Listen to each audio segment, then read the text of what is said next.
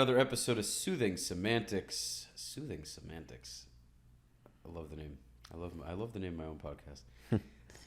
I am your host, Rafi Pinsky, and today, ladies and gents, we have round two with a very special gentleman, Leo Ophir. Welcome to the show. How are you? Good to see you again. It's a pleasure having you, man. So I'm going to Thank quickly make sure to like, subscribe, and share. Smash the like button. Don't forget to subscribe and leave your comments. Whatever the comments may be, we're happy to have them. And for all your real estate needs, whether you're buying, selling, renting, or investing, make sure to contact me. You can find me at Rafi the Realtor. You can shoot me a comment on YouTube. You can send me a DM. My contact info is on Instagram as well, so make sure to reach out to me if there's anything I can do to help. Without further ado, we have, if you haven't seen the first episode that I've done with Leo, make sure to check it out so you can get a better idea of who he is. You can hear all about his military experiences. But just to give a little recap, Leo served in one of the most impressive and well-trained and experienced units in the world. Definitely one of the most incredible units in the Israeli army. It's known as Shayetet 13, which is the Israeli Navy SEALs of Israel. And they are responsible for, they're part of the Navy, obviously, if you're familiar with the Navy SEALs. And without further ado, hello, sir. How are you? Hello, good. Good to have you. You know, I was thinking about our last episode. I really liked it. I think, gave a lot of values, shared some, military service stories, was fun time, What I really found fascinating, I don't know if people know, but we schedule to have 1 hour session because it was just between the holidays, the Jewish holidays back then, and you had the dinner and I had the dinner, and we kind of we found ourselves running the episode for 2 hours, Right? Which is like we could continue all day, I could have done 4 hours easily. Easy. Then the funniest thing that we talked about what will be the theme or the subject of today's, and we decided self-development, right? I think it's relevant for everyone, even if you are shark, even if you're just a beginner, early career, entrepreneur somewhere in your route. And after the episode, after we extended for another hour from what we planned, we found ourselves speaking for 45 minutes more in the parking lot, Right. Which is shows you, first of all, you are an interesting person, and, I want to believe that we both kind of having, same aspirations. We want, to be better, keep develop ourselves, keep, impact our, kind of circle, right? And do better, just kind of we are ambitious enough to want to learn more and want to develop ourselves. And I was thinking after, why did we do that? Why we had 2 hours of, recording an amazing episode, and we talked about so many, discipline and the military service and, how you take it to your career and everything. Really was, I think, I was listening to that. I like every bit of this episode. And I was thinking, when do we actually learn? When think about it, when, we're saying we want to learn more. But when do we actually learn? So I had to kind of go deep into my thought and understand it. And while I did this kind of rehearsal, I actually learned that, at least for me, I can say, and I'm pretty sure it's the same with everyone, you learn the most when you brainstorm with yourself or with, like-minded people, right? And then you analyze what you spoke and kind of how you led there. So, I hope we'll succeed. Do this today too. Oh, I have no doubt it's gonna be an amazing episode. I have no question. It always is. You just certain times, with all honesty, you have to stretch an episode out a little bit, and I never force it. When I see the conversations kind of dying out, I just kind of end it right there. But then there's certain people that have such an interesting story, and there's so much that they can teach me and the people watching. The episode just goes. Sometimes the conversation just flows naturally, and that was the case with us for sure. So I have no doubt. If it goes 2 hours with us, I'm more than happy to do that again. Likewise, Okay, for sure. So just as you mentioned, well, first for the people who don't know from the previous episode, you work for the Jewish Federation of Broward County, right? So what does that every day entail? What are you primarily doing for them? How are you building their company? So when we met, I think it was literally my first month in the organization. This is a big organization with a lot of, very influential, a lot of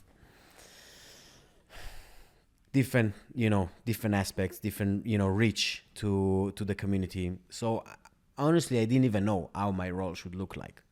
But I mean, I knew it's like this challenge that I'm looking for. It's this way to have a purpose besides all the obvious thing that we're all chasing. I kind of like always think about what legacy I want to leave behind, and so just a quick example, and I'll go back to where I am today. If you will ask my kid, 4.5 years old, you will ask him what daddy does for work. He will tell you helping people. Man, this is like still like I have goosebumps all my body right now. This is like, think about it. It's like if tomorrow I'm not here, like at least I know I taught him already something important. And in particular, when you're looking at the new generation, this is what they're looking for. They're looking for to be valuable, to have a place where they can be important, but not just like power. They actually, the green, the environment, all this. I think it's very different. So if I'm looking at my, our older generation, so our parents, maybe our grandparents, they were looking for security. They wanted to work, to make a living. They can have a roof above their head and food on the table. Look, we all need it. I have 2 kids. Mm-hmm. That's my first and foremost, that I'm obligated to provide them. This is straightforward. But I think when you're looking at the younger generation, and we kind of like, we are in between, which makes it very interesting. But, there are millions of people that are not working, which is like insane for me, right? Mm-hmm. But like, it is what it is. I can't fight. I can't fix all the problem in the world. Right. But you're trying to think why, and they just don't want to work in the cashier in McDonald's or something like that. They want to do something more. I think they're wrong because, let me ask you a question. I think some people actually do not want to do shit. Some people really just want to sit on the beach and do nothing. You know what? If tomorrow you give me all the money in the world and you tell me, this is choose a beach, Thailand, Mexico, anywhere you want, sit there, enjoy, drink mojito, eat whatever you want every day and do nothing, I will tell you, thank you, not interested. Me neither, yeah. I would do it for a little period, a week or two. So I will tell you that I try to think, with myself, do you want to be a millionaire or a billionaire? I don't care to be a billionaire, but I definitely want to have several millions. But if you can choose, you are the same Rafi, right? You're the same person. You can be a millionaire or not. What will you choose? The question's obvious, yeah. Right. Every person, like you need to be insane not to, right? I mean, this is very simple. It's not without changing even your lifestyle, just have the option, right? I prefer to have a few more zeros. What we were talking about with what I loved so much from the other episode is when you said, during my experience in the army, I will accomplish what I'm looking to accomplish, and you're gonna have to cut off my limbs before I quit. To me, it's the same way. I know that as long as I'm alive, I'm going to be a multimillionaire. I'm positive. Anyone listening to this, whether you believe me or not, and I know most of my friends do, it's going to happen. I don't care if it takes me a year from now, 5 years, 10 years, 15 years. It's inevitable if I continue to work toward my goal. I continue to fine-tune the things that I know are working, remove the things that don't work, and over the course of time, certain things are just going to work and eventually get me to where I want to be. It's not even that the millions are the main goal. The millions are a byproduct. Agree. It's a byproduct. Right. It's going to happen inevitably if I'm doing the things that I love to do and the things that work.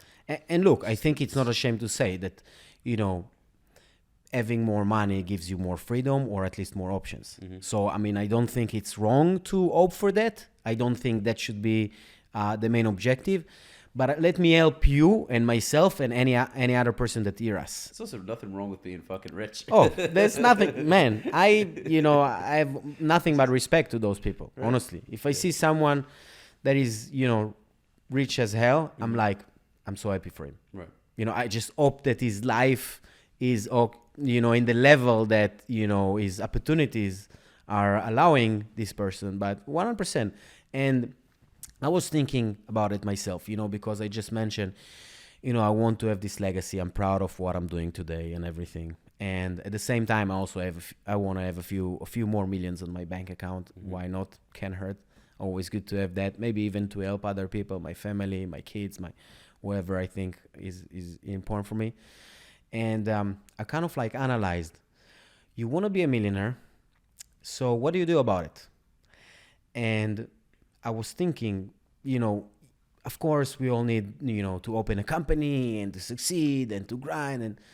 But the first thing that came to my mind is like, are you living like you are a millionaire right now? Meaning, do you think that a billionaire or a millionaire right now is going out at night and spending their money, or are they just driving the car and they hear, rap music or whatever music they like to do? Probably no. They read books.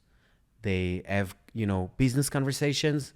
They're trying to, level up whatever they do. If it's a business, if it's their family, if it's buying a new house, if it's invest in a new real estate, more opportunities, learning about other things.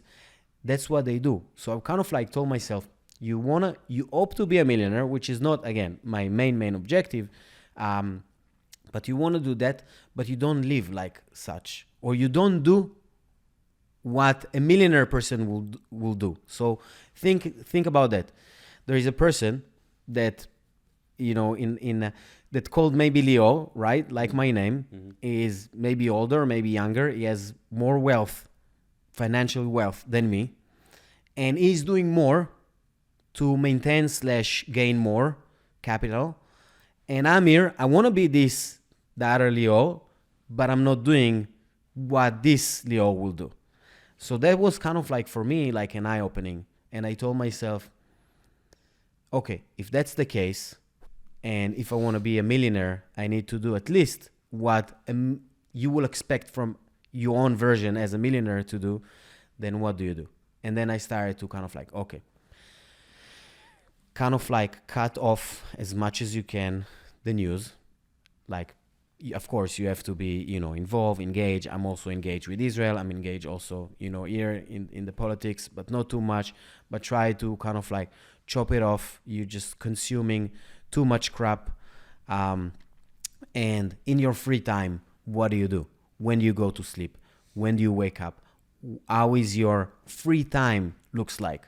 Is it like drinking a beer or watching Netflix? Or is it like brainstorm with yourself and develop yourself and thinking about, your next moves and such as those things? Mm-hmm. And that really helped me to change almost all my lifestyle. I can tell you that that's my 52nd day in a row that I trained every single day for at least 45 minutes. Every single day in the gym, I feel fantastic. In April, since I train a lot, kind of like I allow myself, I keep very good diet just because I love meat. So it's easy for me to eat meat and vegetables. I'm not trying, I'm just doing it. So it's like I'm not eating almost carbs at all, just because I'm not like a big fan of that, I guess. And so I try to think besides that. So I cut. So as I'm training, I eat a lot of sugar, just chocolate here, chocolate there, a snack, whatever, just allow myself. So in April, I allowed myself only once a day, whatever I want, but only once a day. So once I have a piece of chocolate in my mouth, for the rest of the day, I don't eat any sugar. And a month before, I cut all the sugar at 9 p.m. So it's kind of like, I will say baby steps, but there is always, always more. I do always more to my personal growth or my personal health, and how I waste my free time. I will say now, how do I invest, in my free time, basically. And I think, as I'm looking at my, now I'm 7 months in my new position, even more challenging than I imagined, but I can proudly say I'm very good in what I'm doing. Like, I'm very good because try to be always ahead of the game. I'm not stopping until I know, I'm done with what I need to do. And also I found a few system for myself, how to make it work with all my team, with myself, and, in the organization, and achieve, much better. So this is, it's fun. I really like what we're doing. Just for people that don't know, the Jewish Federation in general is the B2B for Jewish, but not just, but mainly Jewish other organization. So, for example, you have your local synagogue, or, a Jewish school, or any other Jewish program, and they deliver their programs or their services or products to, from food packaging to, senior assistant and anything you can imagine. And they help their audience, right? Their clients, their people, their community. And we help those organizations. So, I'm super proud of what we're doing, because not just that we help organizations that very important and help other people. It's kind of like, if we do help you, it creates some accountability from this organization to be able to deliver what they promise to their customers. Mm-hmm. So my role is super challenging, and I'm very good at that. And it's, being a chief operating officer for, such an organization is like a privilege. Like, honestly, like, I love what I'm doing. Like, there's like, even if you give me much more like financially different opportunity, I will probably, I won't say I won't consider that, because the number.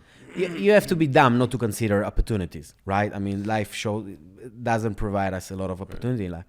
But I don't see myself leave the organization right now for a few reasons. Financially is certainly something I need to improve. I'm, still like in a good place, very good place. I can provide fantastically to my family, and everybody is in a good place. But I think I learn a lot. I do a lot. I help my team and other people a lot also, which is something you can take. The purpose is just phenomenally. We helping organization that helping people. Like, the fact that I'm not working in an organization that the goal is to fill someone's pocket, it's like very, very unique. Like, I would prefer to work for myself and to fill my own pocket, because, we talked about it before. Being a millionaire can't hurt, right, comparing to, not. I guess you have, rich people's problem when you do have all those zeros in your bank account. But I think most of the people will agree they prefer to have a few more, millions. Absolutely. It just depends who you are as a person. Really, I don't worry about you being a multi-millionaire. I don't think it would make you a bad person. I think it would make you a better person. I agree. And look, another thing is that it's important to mention. So I have 2 kids, and the weekends is my really opportunity to be with my family.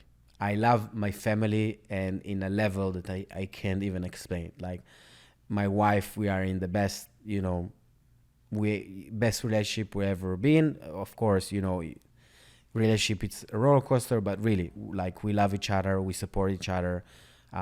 We're there for, this is, in the ups and downs, we're definitely in the ups right now. My kids are like more important than me, like clearly. So as my weekends are very valuable for me, and let's be honest, for every person on this planet, I was trying to, I found myself in the weekend, someone asked me on Monday, how was your weekend? And I literally answered, like, I couldn't wait to be back at work. Mm-hmm. Now you think about it, the weekends are, for most of the people on this planet, are like the breather they need.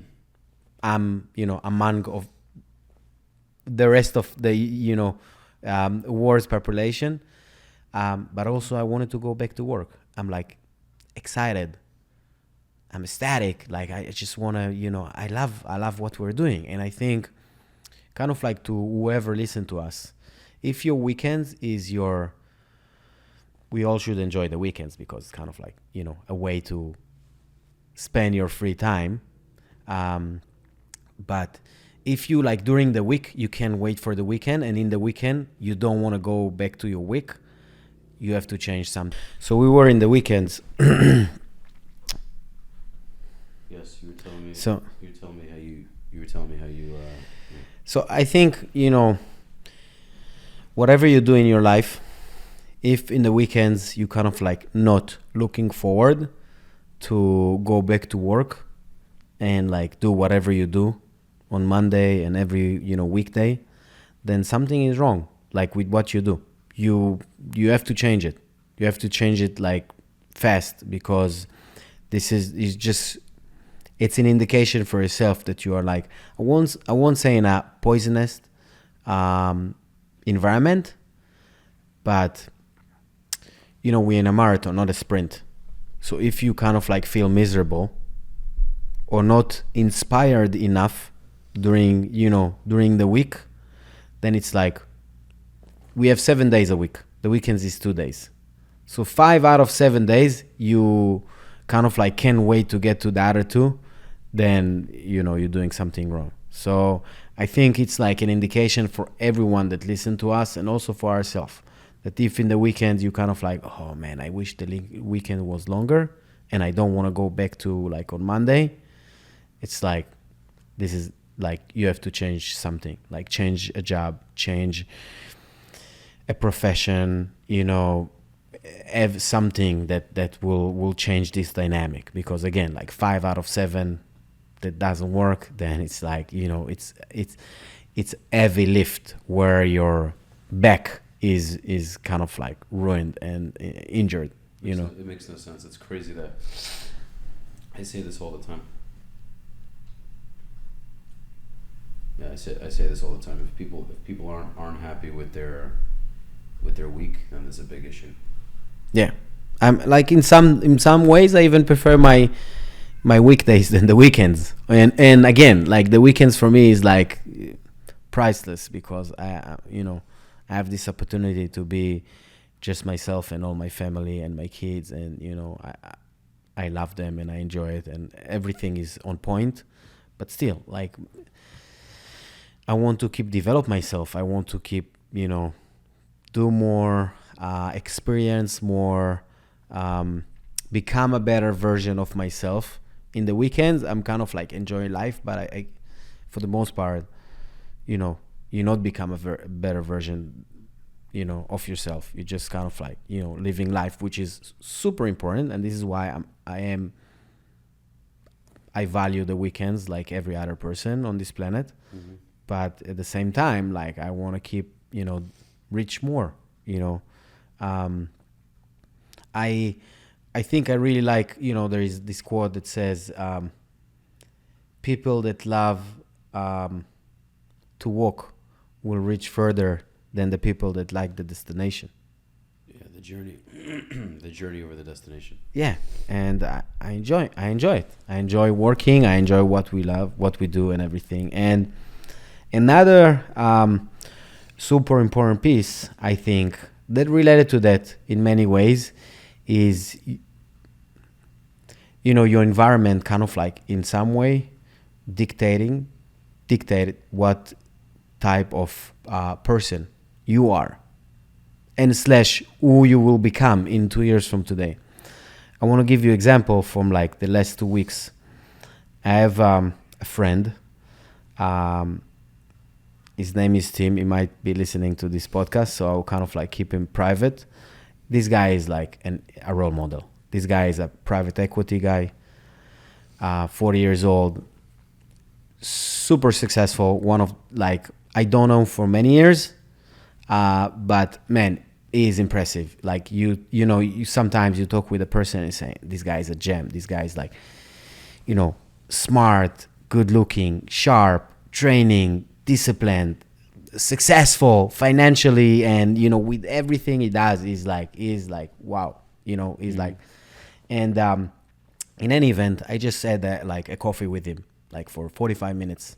I had a meeting, then I went to kind of like meet him, and you know, just catching up, chatting. Every conversation that I have, it's kind of like sound like a podcast because we sharing like the ideas with each other, and you know, I'm like trying to be successful. He's the real deal. He's already there, right. And he's just kind of like just started, you know. So it's like his potential is even like, it's just insane. I have so much appreciation to this person. So I finished this meeting, and normally when I drive, which I don't drive a lot because kind of like my office is 6 minutes away from my home, but you know, I still like every day drive like every other person. And when I drive, I promise myself not to listen to music. In fact, I don't listen to music besides when I train. And I always kind of like hear podcasts and, you know, listening to my books and, you know, trying to make this time. And as we said, you know, you want to be a millionaire, what will you do, right? So I try to invest in myself to learn new skills and listening to books and stuff like that. So as I'm driving the car, I said, I turn off completely the, you know, like the radio, like not the radio, like my, the volume in my car. And I'm like just sitting, driving. And I said, oh my God, like I have so much work to do to get to even like not where I want to be, like just to, you know, get started. You know, this guy is like such an inspiration. I literally found myself calling my wife and I told her, listen, my life is like perfect right now. I don't want to change anything. Like, you know, everything, my career, my family, all our, you know, position is very good, but like, we need to do more. And and she's like, what do you mean? And I said, I just met with Tim now. And oh my God, like it gave me this like mind blowing of like this kick that like, you know, you have to be better. It's like there is like, even now when you like growing and better and you prove yourself and you keep proving yourself, and there is so much potential in my position, what I'm doing and my life and my everything, I'm saying like, oh my God, I don't even like close to this guy. It's a famous French proverb. There is levels to this shit. Which means? I said there's levels to this shit. There's levels to this there is levels to this shit. You actually thought I said something in French. Yeah, I did.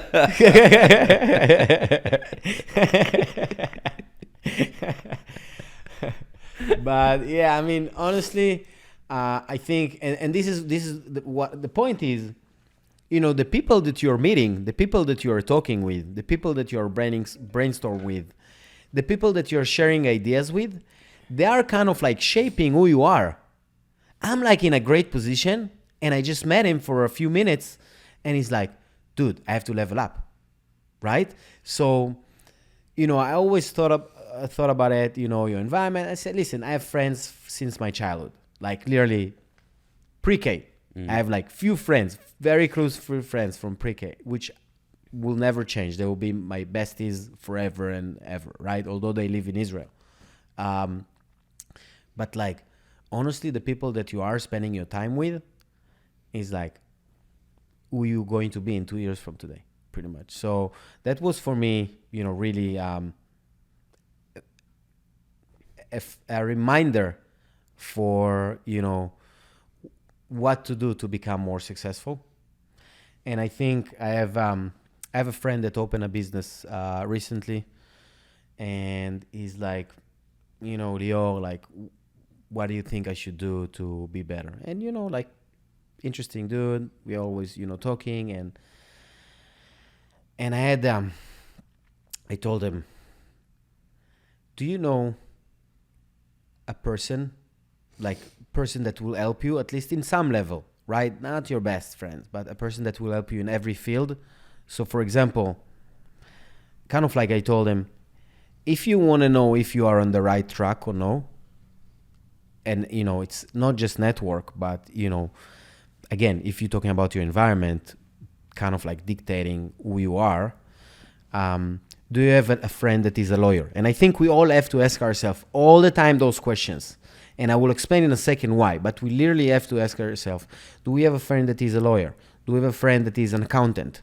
Do we have a friend that is like a real estate agent, right? Do we have a friend that is like working in a moving company, or a friend that has like, you know, knows AC and any other financial, any other person that at some point you will need someone's help, someone's tip, someone's direction or guidance. If you don't have this person right now, and especially when you're a business owner, then stop everything and invest in building more your network. Mm-hmm. Because those people will come in handy significantly when you need it. Right. You know, even just to fix your AC at home, it can cost you like, let's say, $800, just an average kind of like visit, right? If you have a friend, it's going to cost you $200, right? So, and he's going to explain you. Sometimes he's not even going to come. He's going to call you, hey, do you need this? Do you need that? Yeah, it's just the filter. Go to Home Depot. A filter costs $22. Go change it. Get your chair and kind of like go fix it. Yeah. Right? So he saved you right off the bat, like a few $100s. And so I think it's important kind of like for all of us to remember that we always, and it's not, the goal is not to have a person that will save you the money, but it's an indication for you to know that you are like, you surrounded yourself in important people for yourself, right? I mean, some people value this and some people won't, but it's an indication for yourself to know if you kind of like heading in the right direction. Because if you are going to have a business and you are going to have a friend, right? Let's say you have a restaurant, you give a discount to your friend that is like an AC guy. You love him, he's your friend. It's two-way street. But also he will give you a discount when you need. And this might be crucial for your business to succeed, because especially in the beginning, you know, like every business is struggle in the first year, maybe more, right? So as a rule of thumb, we always need to be very thoughtful about our environment, our circle, not even only the close circle, but our network. I can tell you that tackle me whatever you want. I always have this go-to person. I mean, yeah, I still need to improve myself too, but I always have this go-to person that I trust 100% to help me with whatever I want. More so, even if you need help with something, I will be able to speak with this person to help you. Mm-hmm. Which now, you know, it's not just that I have a good relationship with this person. Now you have a good relationship with him and I have a good relationship with you. So it's kind of like it's always exponentially growing your ability to be more successful, to tackle better problems. It's super important. Yeah, your network is your net worth. It's super important. It's so true. The more people that you meet that you can trust, that you like, know, and trust, and then you connect them, like you're saying, you connect them with someone you know, and now there's a three-way relationship, and you continue to build and build and build and build. It's super important. So in Chicago, I have one of them probably will listen to this episode, maybe two of them. One of the best real estate lawyer in this country, like the best, is in Chicago, and there is another guy, a real estate guy that has like really, really like big company. So I'm like talking about like a guy, like both of them like top of the chain with kind of like what they do. And I kind of like said, he's a real estate lawyer. He is like super successful real estate investor. Mm-hmm. I connected between them. Now, like, I'm like, who am I? I'm not even living now in Chicago, and I connected between them. Mm-hmm. In fact, both of them heard of each other. But it's kind of like I was kind of like sending an email, and it's funny. There was kind of like they were both left in the email say, "Welcome to Lior's club, boys club," right? So, it's funny, but those people probably like either of them will provide 10 times more value than I to any other person in their field, and I was still able to provide both of them even a small value, but I was able to provide small value for both of them by connecting each other. I don't know what will come out of it, but both of them are cool. Both of them same age. Both of them successful. Like-minded people always like to meet, successful people. Mm-hmm. You see what I mean? So everybody can only gain from kind of like this connection. And which leads me to another thing that took me years and years to learn besides your network. And it's kind of like a byproduct of that, I will say.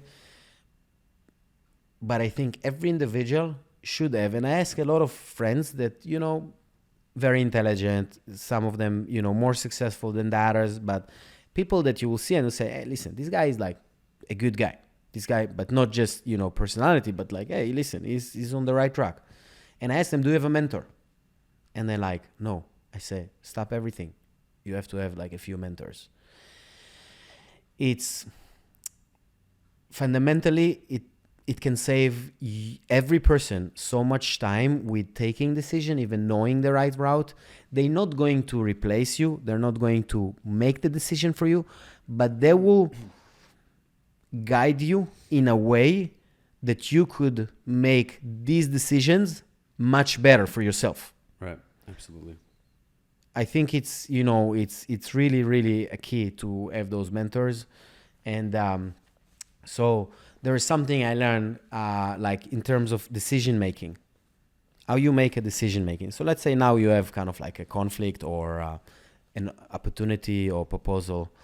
Normally what people do, what do you think that most of the people kind of like, how you will tackle that, oh man, this is like a real. So here's what I think about, right? Let's say,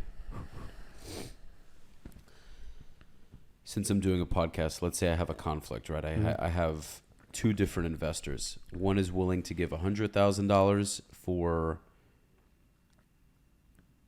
30% equity, and the other is willing to give me, $75,000 for, let's say, 10% equity, or even if we make it a little more enticing, the one who's giving more money wants less equity, and the one who's giving less money wants more equity. Okay, so you would think it's a no-brainer. Let me take the more money, less equity, meaning he gets less equity. So this way, I get more money, and I also get more. I get to own more of my company. But the caveat is that the guy who wants more money and less equity also has more restrictions on what he's allowing me to do. So now I have to factor everything in. Okay, well, eventually, I'm accepting this money. I'm accepting giving him equity. But am I going to want to eventually buy the company back, the rights to this podcast back completely once this starts to get off the ground? Or is he going to make that difficult for me? So now I have all these factors. What I would think about, okay, how much do I need to do the things I need to do? Do I need 100,000? How much do I need? How much equity am I willing to give up? Am I willing to give up any of my freedom to do the podcast the way I want to? Or am I okay with having a certain type of restriction? Oh, well, you can't do a certain kind of content. Is that okay with me? So I would factor in those things. Once I have that stuff figured out, I would have to think long term. What are my goals long term? Where do I want to be in 5 years? Do I want to be doing this in 5 years? Do I want to be doing it for another 10 years? If it gets to a certain point, maybe I'll hire someone else to be the new host of it, so then I can kind of sit on the sidelines and collect a check. So I have to factor all those things in.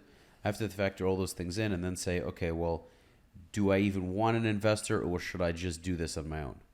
And that's a question you have to ask yourself. So I think you touch very important points, and I've kind of like built a formula that helped me a lot, and I kind of like build this formula based on like different mentors that I have, and I heard what they are doing. Okay. And mostly kind of like listening to how they take a decision, and I build this formula that I use with big decisions. And I kind of like I call it like a third. So 3/3 That the first one is listen to people who are close to you. So always someone, that you love. But sometimes the people that you love kind of like want to protect you. So they kind of like will also hold you down. Mm-hmm. So not just people that you love, but also experts maybe in the field related to the network that we try to build, right? The more people, experts you have, the more better network you have, the more the right people you can ask them and share with them kind of like your thoughts and hear what they have to say for you. Uh-huh. And the third in the people that close to you is I always like to find those people with like a street smart, those people that were kind of like always finding the ways to, kind of like the clever guys that know journalists, like the people that know everything from everything, but expert in like, A jack of all trades. thank you. There are so like I have to find those. So this is 1/3. Listen, or at least hear, not listening, sorry. Hear at least the people that close to you. The second third is, which you said it, which is very important. You have to factor the long and the short term results that every decision will make you. So for example, let's say, you are in a shitty job, all right? And you're making, let's say, a good salary, but you hate it. And now you kind of like thinking, should I get a different job or no? And maybe the different job will offer you less money. So most of the people say, yeah, it's important for you. But what if you have mortgage and you won't be able to make it if you take the new job? So I'm telling you, even if it's a poisonous environment for you, don't do it because you have responsibility. You're not going to hold it. So now your goal is to find solution for that. But if you tell me you don't have a mortgage and you live with your parents or whatever and you have a good... Well, here's what I would do. If I had a job that wasn't paying me well, I would look into that other job, especially if I really liked it, see if I had a chance at getting that job, and then having something on the side in the meantime. Right, especially if there's room for growth. Let's say in order to cover my mortgage, well, assuming I don't have a wife, I mean, maybe my wife's also making an income, but let's say for whatever reason that new job can't cover the mortgage, get that new job, see if there's room for growth. Obviously, there's no guarantee because a lot of these bosses will say, yeah, there's room for growth. You can make 4 times the income you're making now. All you got to do is make us happy and do what we ask. No guarantee in that. They can just say it to get you in the door. But you can also do something on the side. So if you are taking a $30,000 annual cut on your income, but you love what you're doing, and then you could do something on the side. You can start something on the side. Agree. And, and again, like to your point, it's important to factor those, like, in this formula of how to make a decision, it's important to factor how is it going to help you in the short run or / versus the long run. Mm-hmm. I'm a long run guy, always, all the decisions I make. But listen, there were some decision in, especially when you have a family and you have all those obligations, you really have to like think right now in the moment, okay, you want the long run solution, but in the short run or the middle term, how can you get there safely to, even if you need to downgrade a little bit your lifestyle, fine, but at least, you can kind of like have this route. So that was like, so one was like listening to people that close to you, and 2, factor this long-term versus short-term qualities of the results that they will bring you. And the third one, which is probably the most important one, but it's still a third, your gut feeling. That's huge. And I swear I ask so many successful businessmen, like, how do you make this decision and what did you do? Say, I just felt that that's the right thing to do. So I'm not saying kind of like irrationally go say, hey, that's what I feel, do that.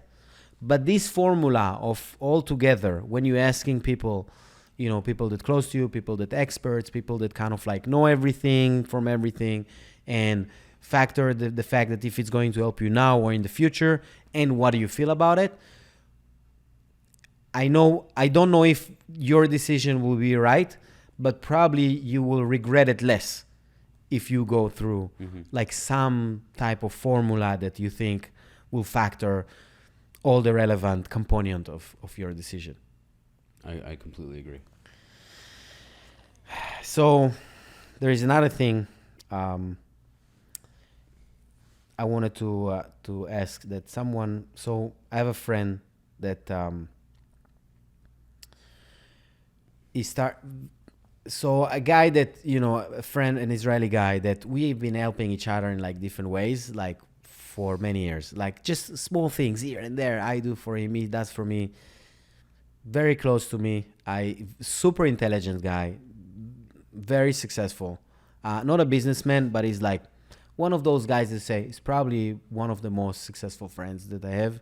His name is Alon. Alon, I love you. I know he's going to listen to that, and if not, I will chop his head off. So he got a new job in Netflix, like senior level, like Okay. the real deal. And again, we always love to brainstorm with each other and ask people questions that kind of like you say, oh, that forced me to think. What like interesting question. Let me think about it. Right? There's those questions that really kind of like force you to use every cell in your box, right, in your brain. And he told me, look, I managed people in the past, but like I have a bigger team than I ever did. I travel a lot of different offices. He's like really senior level in Netflix. Super proud of him. He's doing very well. So it's kind of like, Leo, I know you are like a freak of how to lead teams. In terms of like, I'm very thoughtful about everything. I learn about it a lot. And it's like, give me something. Give me a gem that I can start working with, right? To perfect myself and do better with my team and stuff like that. So I told him, listen, if it was text messages, and I told him, look, let's just have a video call, because I also have to show you kind of like what I'm doing. So I told him, give me like 20 minutes to break it down for you, to make it useful for you to use whatever you want. And obviously he's not going to simulate exactly what I do, because he has his own style, which is fine, but I'm going to give him just a few tips to kind of like refine himself, right? Which is the goal. He didn't look for the full package answer, but this is what I do. And I can tell you that every person I kind of like explain that is like, man, I learned so much from that. So, for whoever listened to us, it's like very important. So start with the 3 things that when you're trying to kind of like, how can you do a better manager or a better leader, or, like manage people, and, you have few people you are responsible, even peers or colleagues. How do you do that? So I told him the most important thing is to understand that you have 3 different aspects that you have to tackle each of them. Okay? Once you understand that you have 3 different aspects, things will be much easier.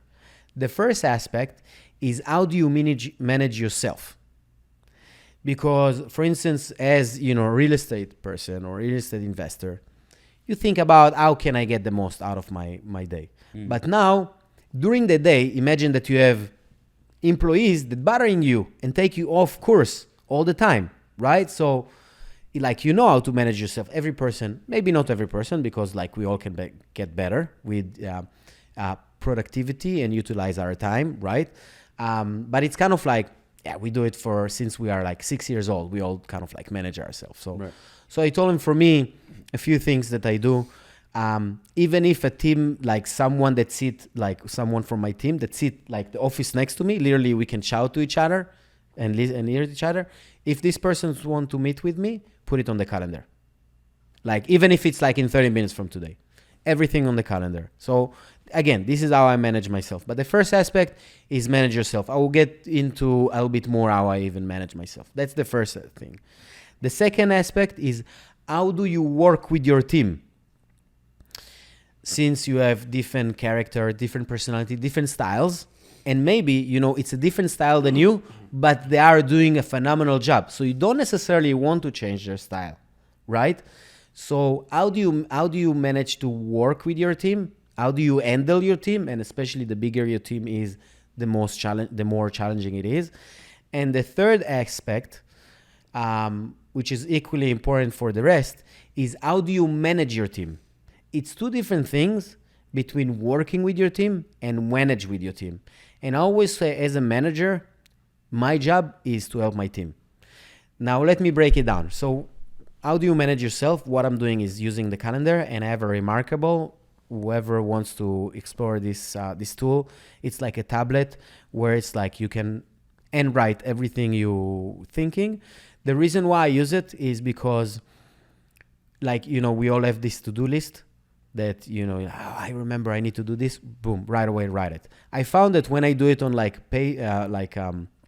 pen and paper, I sometimes lose it. Then I want to add, I want to scratch, then it becomes like, just to manage this pad takes me a lot of time. So this remarkable solve me the time. Also, sometimes I just like to sit with myself and brainstorm, say like, what is my next project, right? And I'm trying to break it down and think, different options that I have. And so this is really useful for me. So this is how I manage myself, the schedule. And I found a system for myself to track my brain, pretty much, right? What I need to do and how I think, how I share kind of like with myself the thinking, talking points. It's also it's also very important, and I think not everyone's perfect with this, but some people get to a point where they really learn how to perfect it. Is the idea of choosing priorities, choosing Right. what's the most important, putting that first, and then going from biggest priority to the least important. Because a lot of the time when people have a task that they know is very important, but it's annoying or it's difficult, they start doing other very unimportant things to feel like they're productive. So let's say they work from home. This is a really good one. I think it's applicable to a lot of people. Say you're in college, you have that big essay to write. Instead of writing that big essay where you should get it finished way before it's due, say it's due in 3 weeks, finish it now. Finish it the first week, so now you have the other 2 weeks to not worry about it, or you can take care of some other things, some other school-related things, so you're always ahead of the curve. Most people wait till the last minute. So they'll do laundry, they'll go shopping, they'll clean the floor, they'll go buy whatever nonsense, they something that's not nearly as important as that task at hand, because they want to push it off as far as they can. And then they end up stressing about it so much more because now it's already due. And this is what most people do. So it's interesting because very recently I learned this new system that Jeff Bezos is using and other, obviously, very, very, very successful people using. It's called the time box. And basically you're starting your day with writing. There is a template of that. Whoever wants to see it, you can find it online. I can share more information offline. I think I've been seeing this a lot. But basically what you do is you kind of like, they call it, I think, brain dump. Basically you're writing down all your, all kind of like the things you want to achieve at the same day, right? So you're writing all the things that you want to achieve at the same day. Then you're taking out of this list, it has to be like a long list, just shorter list, right? You're picking your top 3 priority. Only 3, you're picking those 3. Okay? So you now kind of like what is prioritize yourself and what you need to focus first, like you said, exactly, perfect example. Then you have a calendar that is like hourly, and every hour you need to write what you're going to do. So for example, let's say you pick 3.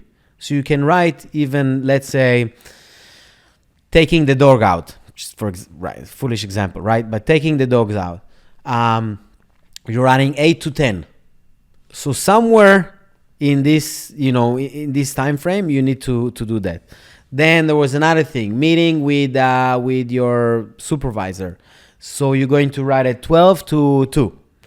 And then the third one, thinking about whatever, like a software that you want to add to your team. You're writing, 4 to 5. So whatever you do in between, all of the emails, we all of those phone calls, the Wi-Fi call, the whatever happens. But during these time frames, you know that you have to achieve those things. Mm-hmm. So you kind of like give yourself like a micro targets during the day. And it's still flexible enough to do whatever you need to do, but also keep you in check, right? Keep you balanced. So this is, and I started to use that, and I can tell you I don't use it every day because I'm still experimenting it. And every day that I used it was one of the most productive days that I have. It's just these 3 minutes that you have to invest in the beginning of the day. Stop everything, write it down, prioritize, put it on your calendar, and go from there. Then work with your team.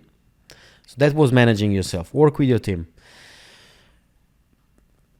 I see a lot of managers, and I don't like this this title, to be honest. I prefer like to be, most of the leaders, I think, and it's a very modern thing nowadays to use a leader. But let's just say, for the sake of the discussion, most of the managers, when they have an employee that is very good, they kind of like, the first thing they think is like, oh man, if he will be too good, he will replace me. Mm-hmm. This is not why you've been paid for. You've been paid for to get the most out of your employees. So in fact, if your employee is doing a phenomenal job, that means that you gave them the field to do a phenomenal job, which means that you are a phenomenal manager or leader, right? So now the way I see it, your team is a reflection of you.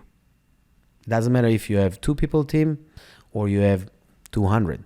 They are your reflections. So if they do a good job, you do a good job. Straightforward.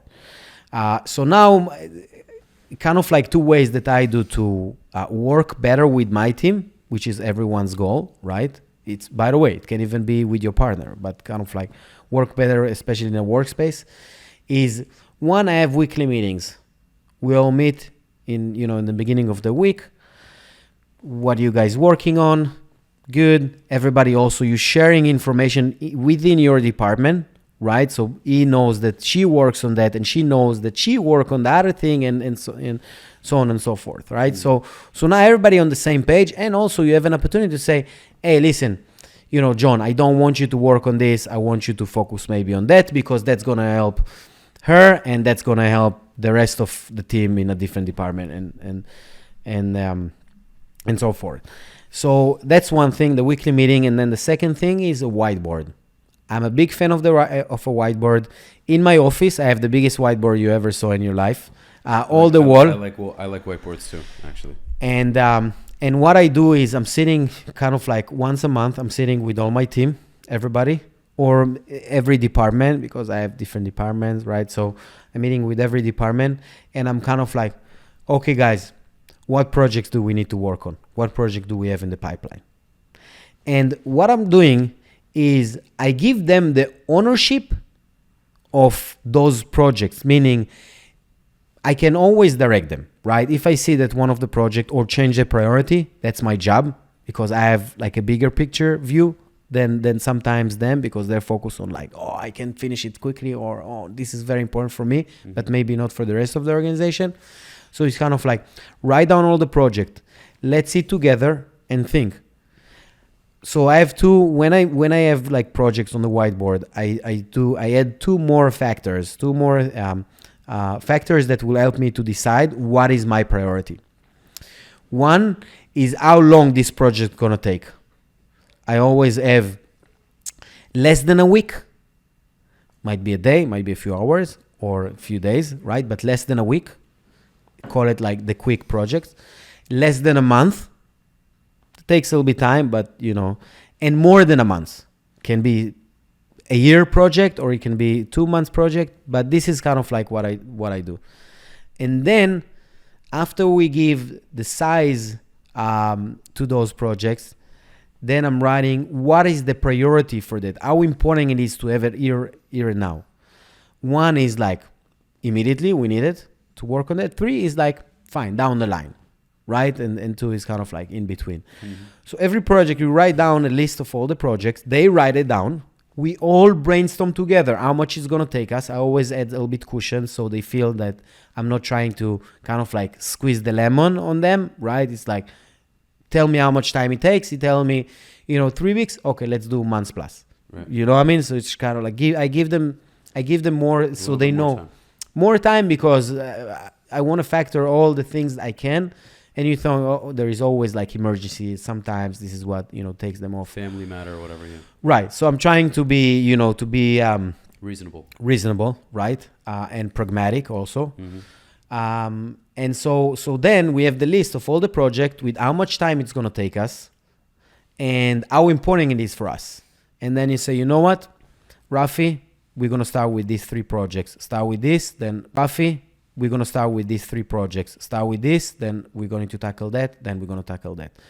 You know, after a couple of months, when we meet again on the like the project session on the whiteboard, then we can scratch some of the projects, or we need to add a different project, but that's fine. This is like how you work with your team. And pay attention that I did not talk about anything how you manage this project, is only how you work with your team. Right now they have ownership on the department because they even recommend you which project and how much time it's going to take and how important it is. And so that's the second aspect. So we have manage yourself and you have work with your team. Now manage your team. This is where I feel the difference between bosses and leaders. Bosses focusing on kind of like micromanage their team, right? I always say, if I need to my team, if I need to micromanage you, I don't need you because I already doing your job. Right. So why should I hire you? So that's an important indication for you to know that you are in a good place or you're in like a danger zone. So like, don't drag me into the micromanaging. I trust you. I will tell you what to do and you will tell me how to do it. Maybe we can always kind of like, I can guide you. That's my job, but I'm not going to tell you the how. I'm going to tell you the what. And the why we all understand because we just had this whiteboard session together, right? But at the same time, you still need to manage them or / the project. So how do you do it without micromanaging? And I think this is where it's almost hard to ART, right? To how to do that. And every person has his own personality and depends on also the team that you have. But you have to find a way where you can trust your team, but also they know how to give you those updates. So I think expectations is a key here. And a billionaire taught me, lead people, manage processes. So when you want to manage your team, but not be a boss, but to be a leader, you have to find a formula that you all agree. It's, again, expectation-wise, you all understand what you need to do and what I need to do and what I need to get and what you need to provide, right? And it's like set in stone. So for instance, I can ask them, I want every Friday, just write me a list of everything you did for this project. So this person knows I'm not doing it because I want to kind of like micromanage them. I want an update because my bosses can come to me tomorrow and ask me where you are at this project and say, if I didn't speak with my team for 3 weeks, it's like, are you kidding me? What are you doing here then if you don't know what to do? But at the same time, you don't want to go every 2 hours to your team and show me what you did. Show me what you did. So it's a conflict, right? It's really a conflict. So what I did, for example, now added to my organization, and I saw there is a big problem for it's internally we need this device, and I use Smartsheet, which is basically project management tool. That instead of asking you, Rafi, let's say, we have a project we're working on, instead of asking you, Rafi, what about, we have an event, and instead of asking you, did you order the catering? I go to this project management and I see the catering that you selected. If I don't see the name of the vendor, then I know you didn't do that. So I can only ask you, do you need help with scheduling or do you have any problem because maybe you need kosher and you couldn't find kosher for this day? So now, again, I'm not trying to micromanage you. I'm helping you, right? Because you have a problem and I know about it. Or the vice versa, you actually did it, so I don't need to bother you. So you feel like, listen, like he's not annoying me with like that. When people ask you obvious thing, you're like, go to sleep. It's done, right? I know all about it, yeah. Right. So I don't want to create, those feelings with my team. So I think those 3 aspects are key when you want to be a more successful leader with your team, especially in a workspace. But obviously, those principles can apply for everything, even if you are a soccer coach or whatever, right? So manage yourself, work with your team, and manage your team. So basically, just to differentiate, working with your team would be more of maybe setting expectations and figuring out how to work with everyone, even if they're in different mind, if their brains think differently. Say you as a leader are an extrovert and you're very, very, I guess you could call it OCD, like you have a certain way of this is how it has to be, and then maybe some of your guys are very all over the place and they get distracted, but they're very smart, and when they have a task at hand, they do it. So you're figuring out, you have your whiteboard and you say, okay, well, here's what we need to do. Let's figure out what we need to do and how long it's going to take. And then with the managing, they already know what they need to do, and now you just have to make sure that it's done the right way. Am I understanding that correctly? Let me give you an example. Good question. Very good question. Because I want to actually understand the difference. So I will give you an analogy.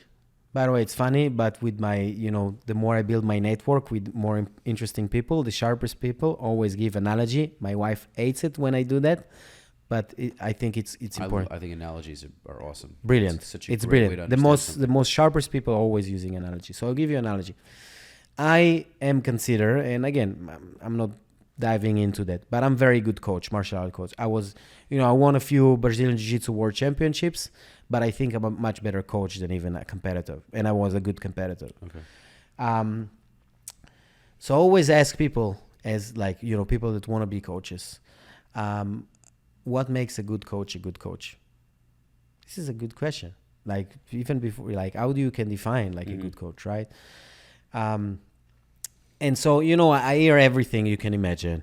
Some people say a coach that pushes you the most, and someone that is very technical and going into the small details. I have an answer. I want to hear it.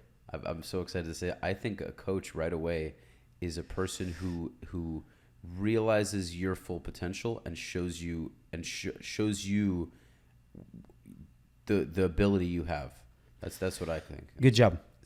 My answer is a good coach is a person that managed to fit the class to the person so you can get the most out of this person. Let's say I have a genius technique to teach in my classes. Something I even came up with. There is no such a thing almost, but let's just say I have really an X factor move that I want to show everything.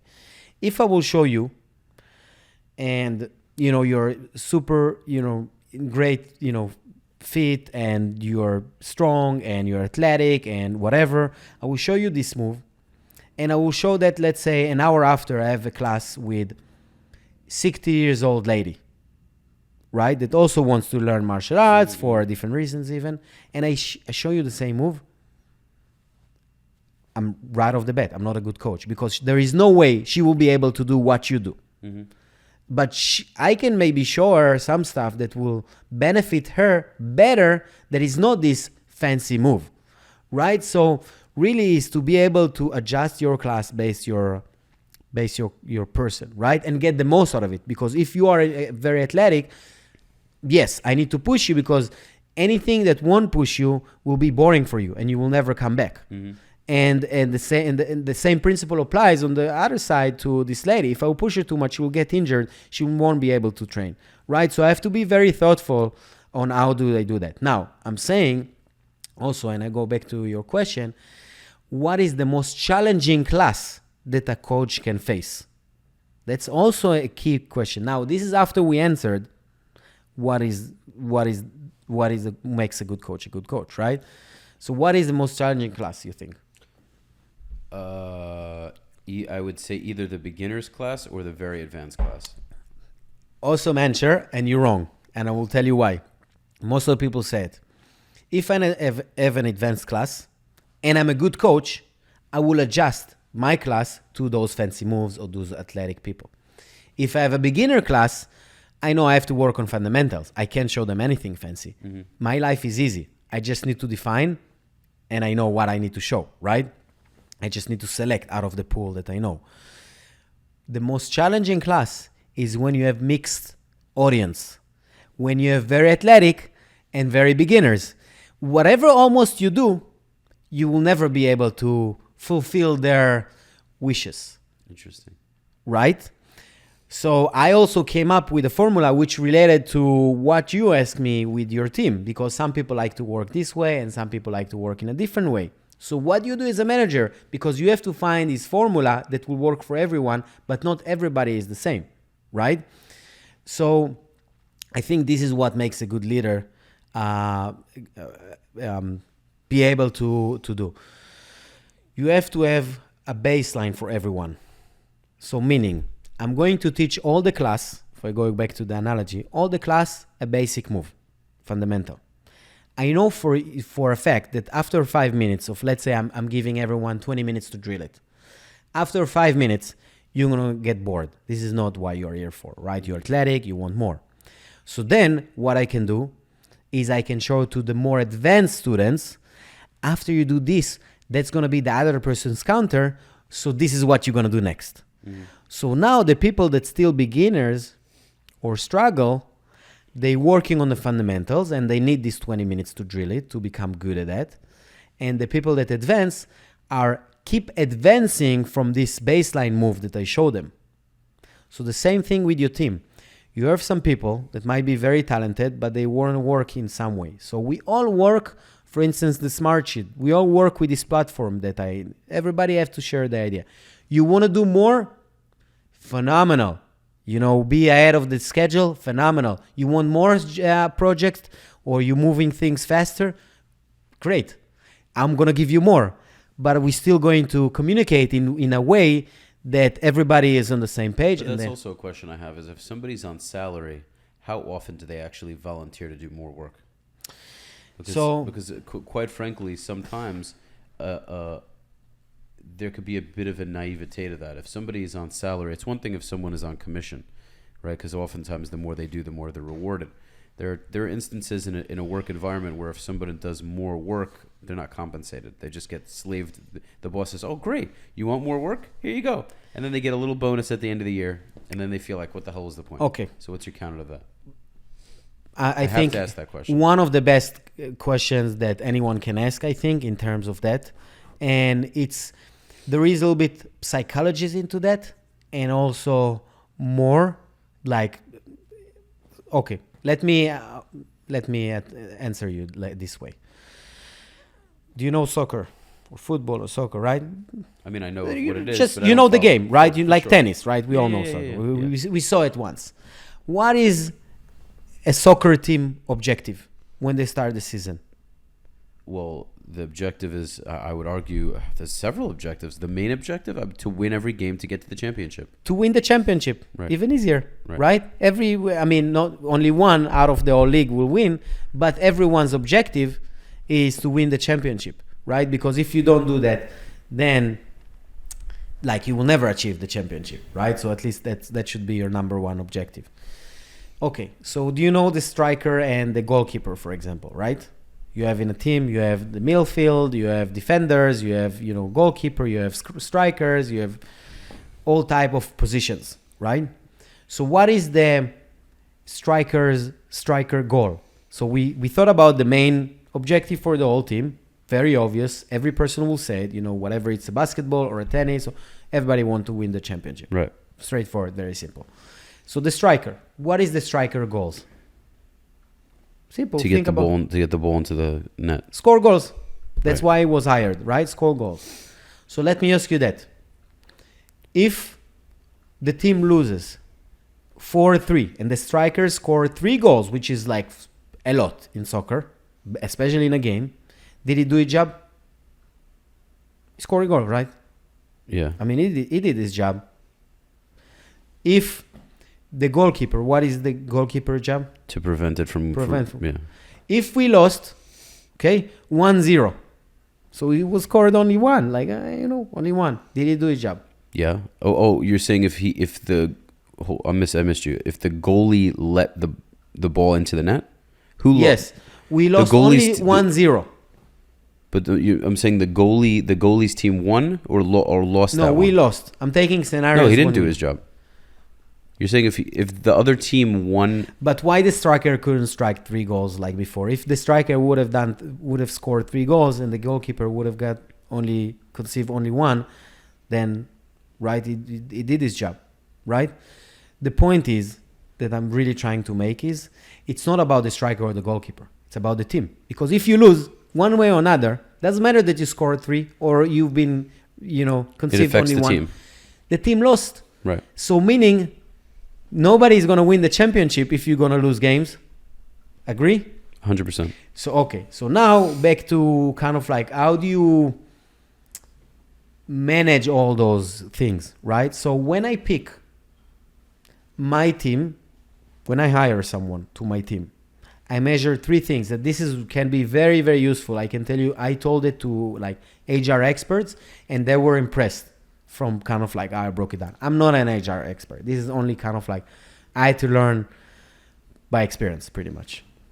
So a few things that I measure 3 things when I want to know if this guy is, and which related to how do you get from people that get paid hourly to do more? And this is kind of like will frame how you can get there in a way. There are other factors to that. But so first of all, I measure the person's heart, meaning if they are here for the right reason. Give you an example. I had a job interview and this person kind of like, the resume was phenomenal. This person also had like with my HR a Zoom meeting. The HR told me very, very quality person. Come to my office to meet with me for the interview. The first question I ask is, what do you know about the organization? And this person is like, honestly, I don't know. I mean, I didn't check. And I'm talking about this person has all the skills in the world and he doesn't even know what we're doing as an organization. Mm-hmm. So what the hell are you doing here? Right? I'm working. I could make more money in a different job, but I do it because I love the Jewish Federation. I like what to do. I love the purpose. I love the mission. Mm-hmm. You understand? So that's first thing I measure, the heart. There are different ways to measure, but the easiest way is to ask. So as soon as he said that, you were like, forget it. Yeah, I still gave this person the opportunity, but like this is a big, big red flag. Because look, I always say I prefer to be over-prepared than under-prepared. So this person go to a job interview and doesn't do his homework. Right. Like, dude, like I have these pages when we have this and I do it, like we just do it because we love to speak with each other and brainstorm. But it's important for me enough to I'm not going to. You came prepared. I come prepared, right? And it's like stuff that I do every day. So this is something for me that I think about because it's like,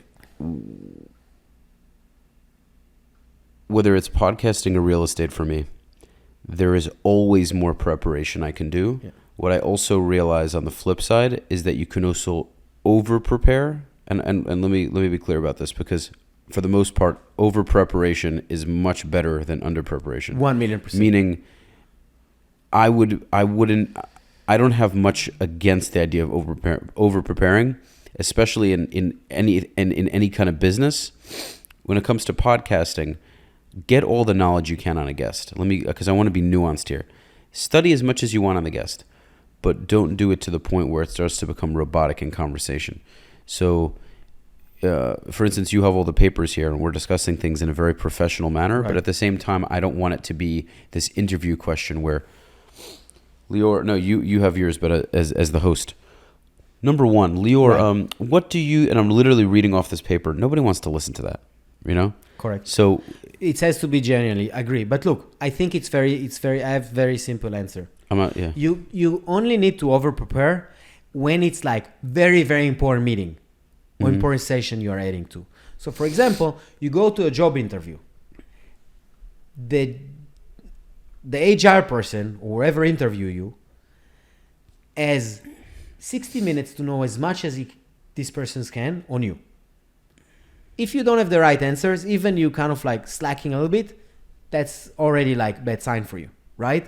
If it's just me and you meeting for the second time, you less to prepare because you already know you understand. So it depends on like over prepare. I agree, because over prepare means you're wasting too much time. That's right? Also, and I think also some people when they over prepare, they get too nervous.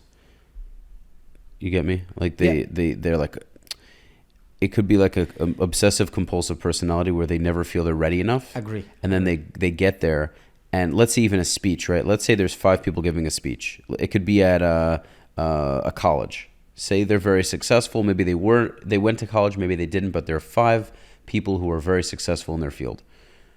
3 of them come there and they're super prepared. They researched and studied and wrote down for weeks. And because they spend so much time doing that, when they get there, they're so nervous, they flop the whole thing. They're just like, they have 10 pages full of bullet points and they're like, oh my God. Then the other 2 people are also very prepared, but they come there with a couple of, maybe 3 Right. index cards. They have a couple of points. They don't have paragraphs, but they're so comfortable. Right. 2 things about it. One, those people that have like just this 3 bullet points, right, talking points, and they smash it, they probably were rehearsing in their home or whatever many times to like that these like 3 talking points will be enough for them to run the whole shebang. That's one option. The second thing is, don't forget that every person has different, like, for instance, public speaking, or be able even, to speak to a microphone or speak in front of an audience, which we all need to sometimes do. It's factored by your talent and your experience. I was terrible with like speaking in front of audience. It's super scary. Terrible. Like I was like stuttering. I was like sweaty. Like you could feel my nervousness. I would like do this as I'm talking. By the way, it's Today, the biggest you can put fear. me in an audience. I will feel so natural as long as I know what I need to speak on. Right. So yeah, I mean, look, it's there are a lot into that, but as a rule of thumb, when you have like an important meeting, right, maybe like with super wealthy investor, or someone that that it's like the golden egg investor, right? Man, you have to know how many, his family, his background, is what he's doing now. You have to. If you don't do that, like, because those small nuances can help you so much. Imagine during the conversation, he's like talking about something, and then you tell him, oh, this garage is perfect for your car collection. Boom, you did your homework. Or with gifts, like let's say the guy loves a certain restaurant. You go ahead, you get him and his wife, dinner on you. You get the reservation, or whatever and it is. She's Ukrainian, and you tell her something about like the Ukraine Right. You see, like you have to do your homework. So when it's like not a big decision or like something kind of like casual, don't over prepared. I mean, you're naturally should handle that, right? Mm-hmm. So your heart, or if you are here for the right reason, is the first aspect when I'm choosing my team. The second aspect is skills. Obviously, the more skillful you are, the more experienced you are, the better chances for me to hire you. But at the same time, if I know it's, for instance, a new position or a position I'm still shaping, or I want to change a little bit, then sometimes a lot of experience can even be a downfall, because you kind of like coming with your own agenda and your own methods to do stuff. So I call it not just skills, but the potential to have the qualities to Right. do a good job in what you're doing. So what you're saying is, not only do you need to know it, but you need to your heart has to be in the right place. You have to have a passion for it or a love for it. Yes, so the art is one thing. So meaning, like I said, like if you are here for the right reason, the reason why I'm working for the Jewish Federation, one of the reasons is because it's very important for me to serve the community. I think it's like a great legacy to leave behind. Like the example I give you with my kid, I'm super proud of it. I could probably make more money in a different organization for profit, but I choose not to. So my heart is in the right place, because I really, it's important for me. By the way, did your 4-year-old, because in the beginning of the episode you said that daughter or son? Dean, a boy, yeah. Boy, okay. So your son, did you teach him that? Like, did you say, oh, your daddy or Abba helps people, or it's a thing that he says? It's a good question. I think it's like a combination. When I kind of like, sometimes I live, even in the weekends, I go to work, and he's like, hey, listen, Dean, some people need help, and Abba's job is to help other people.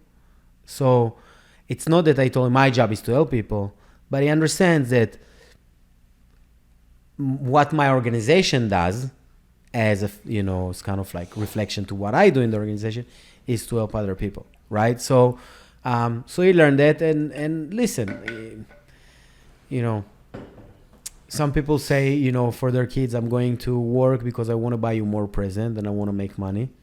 Mm-hmm. And That's not bad. it's not bad. They love it. I did it a few times, but I think for the most part, I used it. You know, I know what your kids already love. I mean, maybe you got them to love it, but whenever I see your Instagram stories, for whoever is just getting to know Leo, there's a few things he likes. He takes his kid for a little like bike ride or style walks, and they have their little cars, their little like baby cars, you know, and you just have your selfie and little go-karts. Yeah. Or you're in your car on your way to jiu-jitsu, or you're at jiu-jitsu or the gym, or you're taking a picture of your dinner, like a steak or whatever. Steak, always. Yes. I follow all your stories. Every day, man. yeah. Yes, 100%. Listen, I'm very like simple person. I know what I love, which is a challenge. By the way, I'm also like that, man. When I realize I want the finer things in life, but I love the simple stuff. I just appreciate the simple stuff. Yeah. You know, it's funny. So okay, so we talked about when we're trying to choose our team. One is if the heart is in the right place. 2, if they have the potential to do a good job, if they have the skills, the experience, all of that. And 3, for me personally, because I know myself, I give it a lot of weight. I won't say more than the rest, but probably like a lot of weight. It's the personality. And I will explain. I'm a very energetic person. When I'm around people that kind of like turning me down, it's shutting me off completely. Like, you know, like I want people that will always want more and be ambitious and, you know, go with a smile on their face and appreciate life and be thankful for, you know, kind of like for what they have. So in the personality, I want to know a person that will be able to adapt and a person that has high energy, you know. So these are the three kind of like factors that I measure a person if I want to join the team. And I think every person, you don't need to be an HR expert. Every person that listening to this podcast, and tomorrow he or she needs to hire a person.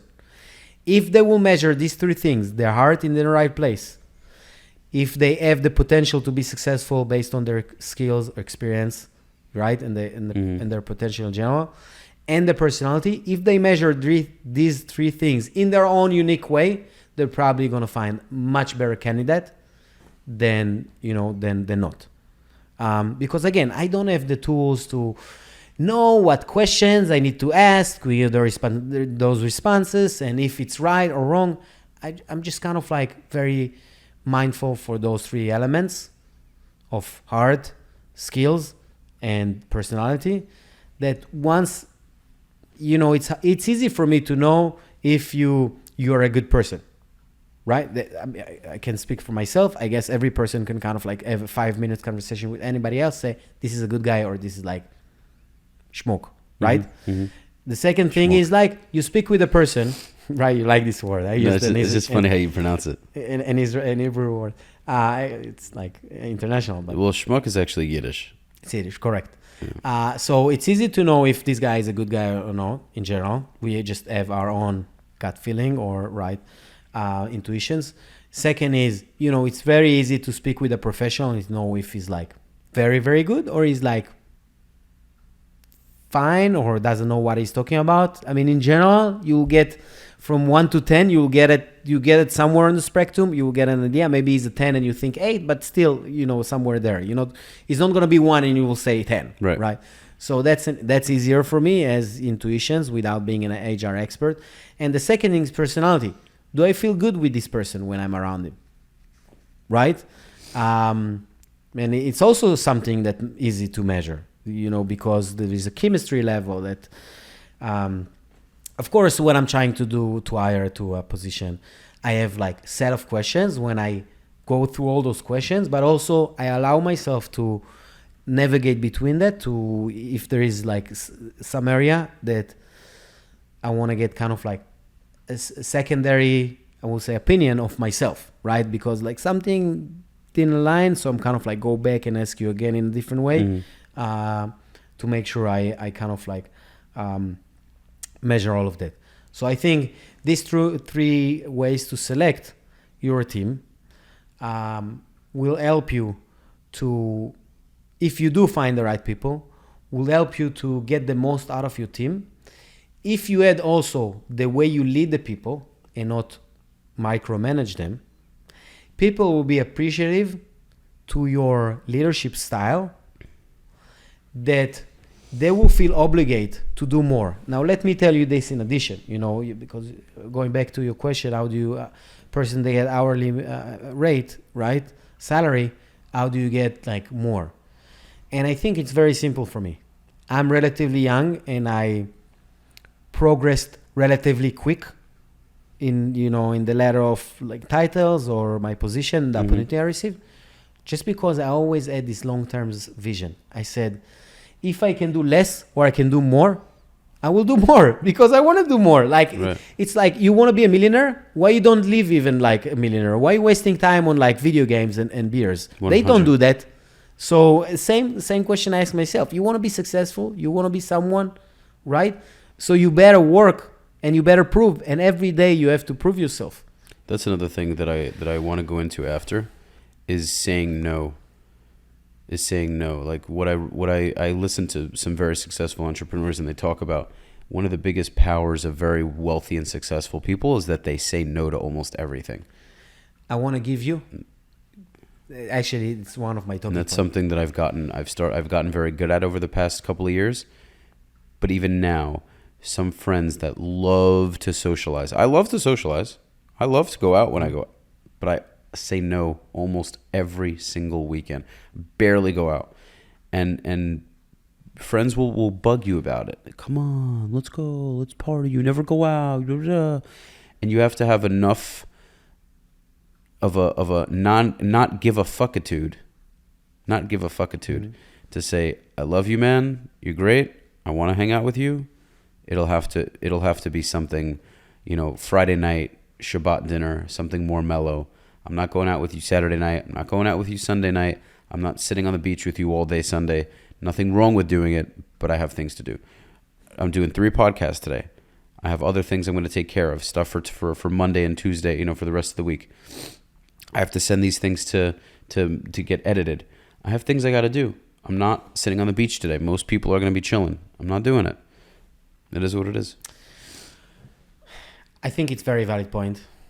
I mean, because I call it like the background noises. You always have it. And of course, it can come even from people that close to you, like people that you love, people that you want to be with. So did you hear about this 20-mile story, the North Pole? North Pole, what about it? So there were 2 exhibitions that they kind of like trying to challenge themselves to get to the north point of the North Pole and come back. We're talking about like thousands of kilometers walking, and they kind of like set everything, and they had to come up with like their strategy how to win the race, right? Oren, my friend, is a real estate guy, told me about this story. I hope you will listen to this podcast. Is one of those people that I'm so glad I met. Is like very close friend. We've been training together. He actually started to train jiu-jitsu nice. because of me in many ways. Maybe not because of me, but he was kind of like he trained more because of me. We trained also, one-on-one, just to improve him.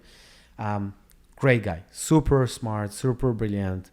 So in any case, he told me about this story, and so the 2 teams, they decided to pick different strategy. One team decided to use the weather to their advantage.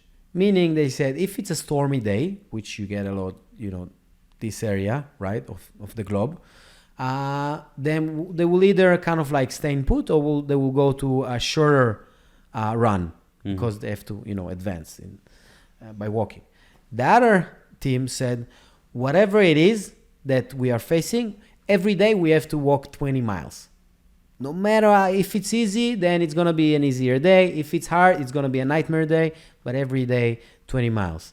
So the other team sometimes went 80 miles a day. And sometimes they stay kind of like in their camp. The other team, every day, 20 miles. long story 80 short, miles in a day. How do you even cover that much ground in a day? listen, these guys are professionals. It's not like me and you going to, these guys, that's what they do. They Right. kind of like collected the best of the best. They try to do that. So, I mean, obviously it's a lot for every person. 80 But, miles. You got to run that. right. But like, the same thing. You're running 3 podcasts today. This is for me. If I need to do 3 podcasts a day, I will shoot myself in the head, So, it's Seriously? relatively, it's just, you are expert, so they are experts in this field. So back to our story. So this, amazing, yeah, right. Of course, my pleasure. Amazing moral to this story. So, long story short, I don't remember exactly the numbers, but the 20 miles number, not just that they won by like many days, actually the other team did not make it alive. They reached to the North Pool, they turn around, and somewhere just a little bit after that, they all died. They all, okay. Did it say how they died? Like an avalanche or something? Yeah, I'm not sure. They just got, some arguments, and, they didn't have enough food supply. They were like too far back that they just got,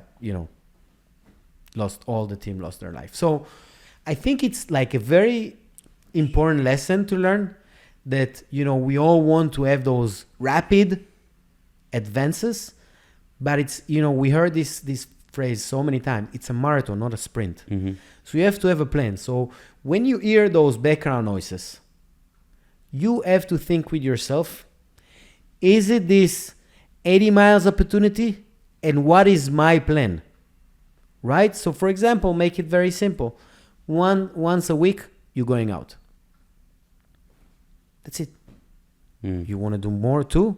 Again, you started to get far from where you kind of like. I don't even do once a week. Meaning I'll do a Shabbat thing, but if it involves a bar or a club going out, absolutely not. But like, I've done them here and there in the past, however many months, whatever. Every time I do it, I say it was a waste of time. Not to say that I will never do it. Yeah. It's that where I am in my life right now, Right. it's not okay. So in your 20-mile story right now, you have to be kind of like keep eyes on the target, right? Don't drop the ball. Which, by the way, I used to, in my 20s, my early 20s, I used to go out like every single day, even the weekdays. Yeah. Now, even if you offer me $1,000 to just go out to a bar, I would say, take this $1,000 and go donate it. Like, I don't want, like, leave me alone. Like, so, but I think, again, the moral is understand what is your plan and stick to that as much as you can. For example, I could have a diet with no sugar at all, but I know for my soul, I need it a little bit. Or maybe I will get there in a few months. And by the way, it's funny because now when I consume less sugar, the taste feels a little bit different. Sometimes when I feel like, it's like, I have like a piece of cake, it's like too much, which is interesting because I never had it before. But in any case, I'm not like super strict with myself, but that's what I define. That's my plan. That's it. I stick to that. I know it's a good balance or integration between my soul. I'm going to add to that. Right? So it's... No, what I mean is I agree with you very much, especially with food. This is very good advice for people that are looking to lose weight, okay? So for me, I was never really fat. I've had moments where I had a little bit of a belly, and even now, like I don't have a six-pack, but what is extremely important is people want to just go on a diet. Diets don't really work, meaning they'll work in the short term. The problem with diets is that oftentimes people hate the diet, and sometimes they have the mental fortitude to get through the diet, they lose the weight, and what happens? They eventually crave that food again. They screw up the entire thing and they gain the weight back. What you need to work on is a lifestyle. So this way, if you decide you're going to eat healthy most of the week, you have a day where you have a cheat meal. You have a day where, I don't even want to call it a cheat meal, but you have a day where you eat that food that you really wanted to have. You have that donut from Krispy Kreme. You go to the diner and have the pancakes. You have, 2 burgers and a bunch of fries and a thing of Coke, whatever it is. You do something that you know will work.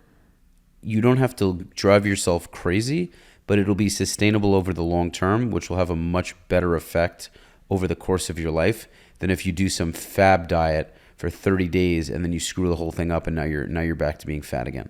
So I completely agree. I don't people drive that myself. struggle with that, last podcast that we had, we talked a lot about discipline, and we can talk about discipline for days, and it's not going to be enough, right? Discipline is the most important thing almost for to succeed in anything you choose in life, in your relationship, especially with businesses, especially when you kind of like trying to work out or fitness or any aspiration that you have. And there is this kind of like modern thing that everybody say, motivation, it's not important, it's all about the discipline, right? So I gave last time, if you remember, a few ways to kind of like build your discipline. I was thinking about it, that motivation is not enough or not good, like not important. And I think motivation is very, very important. But there are two levels of motivation. And whoever trying to, for instance, do their diet right now or to change their lifestyle or to get better, this is my kind of like small breakdown of motivation. So how can you elevate that from being motivated to be disciplined? So there are two types of motivations. One is temporarily. So for example, let's say you won the lottery. You won $1 million, right? Whatever. $100 million, let's make it, right? You're saying, oh man, it's like more than what I need. You take $1 million and you give to a charity that you believe in, right? So now you gain a price, temporary price, because I mean, you can vanish this $1 million easily, right? I mean, nowadays, but you gain a price. Temporarily, it made you a better person, call it, or more motivated to do what you feel is important, right? Sure. But also, this is why the reason that people that earning the lotteries are also losing all their money, because they're staying in this level of being motivated in a temporary way. So how do you build this motivation to a level of a discipline? You have to create. So for example, let me give you an example. Let's say, God forbid, and one of anyone's family member being, at a car accident and become, disabled, paralyzed? Okay. Paralyzed, right. So let's say this is now, this is the situation. Now you're saying, oh man, life is so fragile. This gives you this motivation kick to say, I was fat ass. I didn't work out. Man, I'm going to change my life. Right? I'm gonna, even like, for instance, you're eating a lot of sugar because we talked about it. You become diabetic. Diabetic. And now this basically creates in you this discipline that you can eat more sugar. It's not because you want it.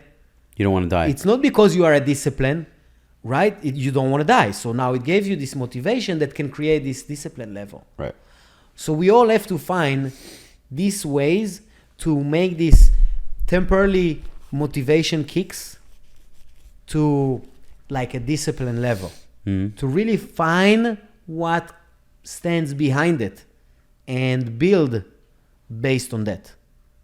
That makes sense? So what you're essentially saying is you have to find your why. You have to find your why. Right. So if you want to change your diet, you have to find like why you want to change the diet.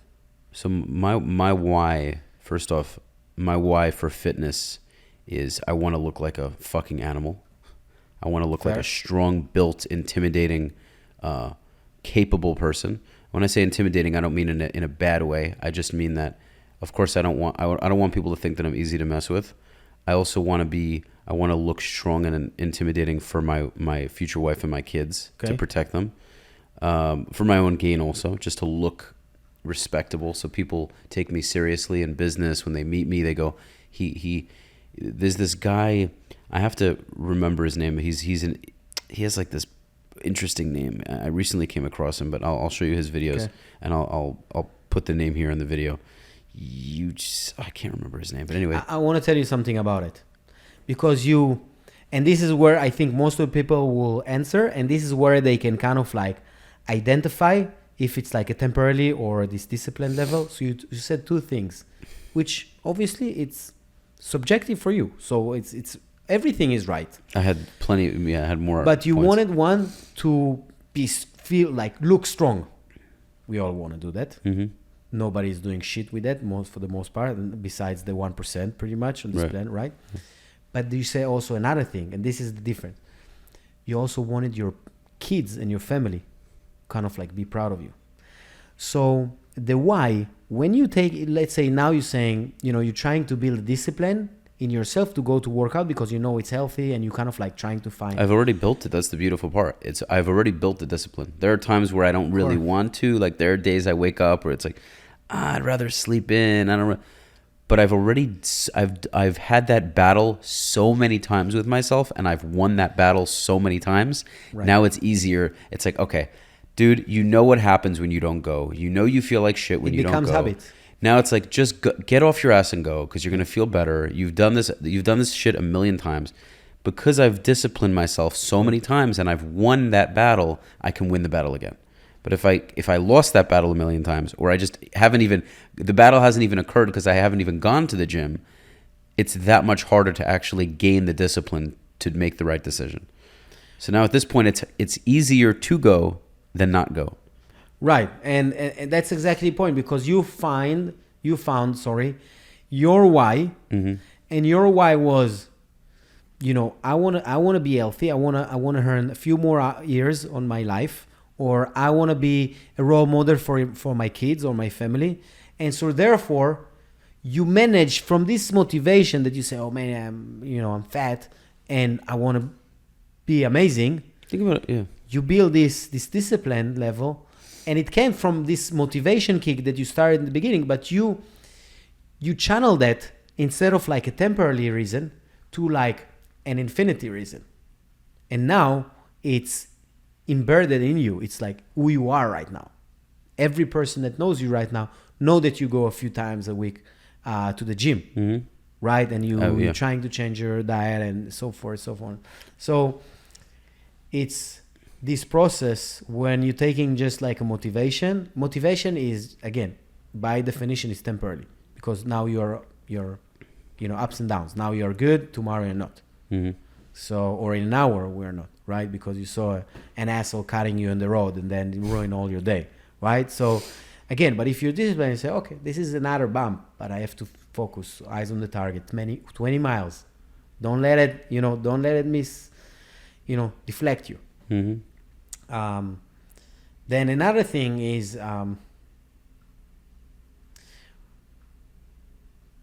so I want to tell you a story here. It's actually related. So my team and I just have to see. Okay, we're okay. I just have to make sure I got plenty of time. Go ahead. Okay. So in my military service, there was a point where, when you're looking in like 15, 20 years ago, that the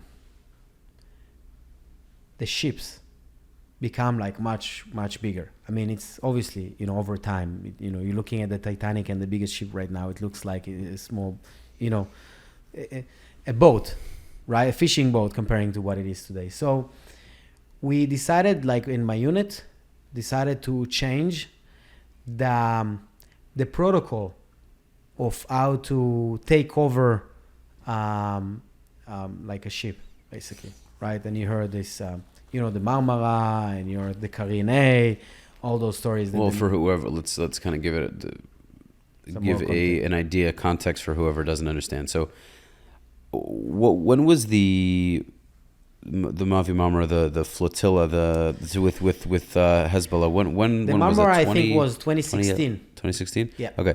So basically, and was it, in the end, was it paintball guns? What did Shayetet use for that? They had paintballs. Like the first team had paintballs, basically. Okay, the first team. So basically, it's ridiculous because they were with access and knives. It makes no sense. Yeah. Okay.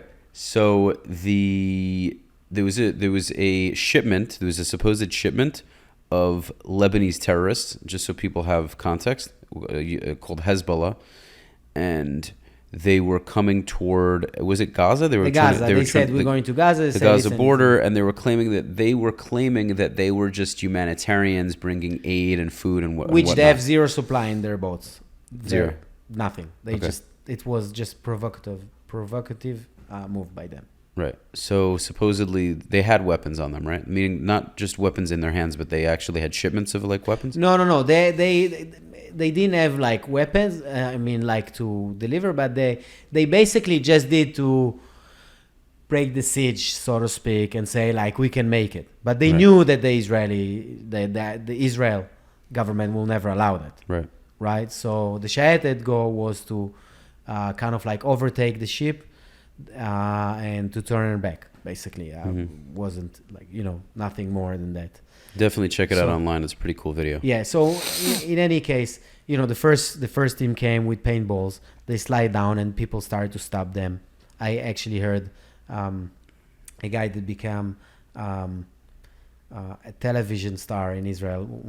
Someone from my unit that was like the first three, and he got like injured pretty bad because they literally stopped them and opened their guts and like bad stuff. After that, the second team took over and got everything under control. But to the point is, our team was in charge of finding a new strategy, tactics of how to take over the ship. I don't want to go into details too much because we actually came up with, coming up with like the tactics. So, there is much I can share. But there was basically, we brainstormed the whole team because that was our job. We were very experienced. I'm saying until today, probably the best team the Shayetet ever had. In fact, my captain is now the head of Shayetet. Amazing people, really. I'm actually going to see them in a month from today. But any case, we narrowed down to two different ways to do that. I will just kind of like give it the title of each. One is like the captain is sending, the team to the rooms because you have to kind of like sweep the whole floor, the whole rooms, all the floors, right? So there are few ways to do that, of course. One, the captain is sending. The second one is whoever, like first come, first in, pretty much, right? Doesn't matter if you're a captain or kind of like down the line. And it's very narrow spaces, so everybody run kind of like in a line, and and we kind of like went back and forth. Should we do option one or option two? And it was, you have the pros and cons, so we didn't know what to choose, and it was like a long process. And listen, we were very thoughtful and very experienced, and we experiment even both ways. So we said, you know what, let's go with option one in the beginning. For 3 months we're training and trying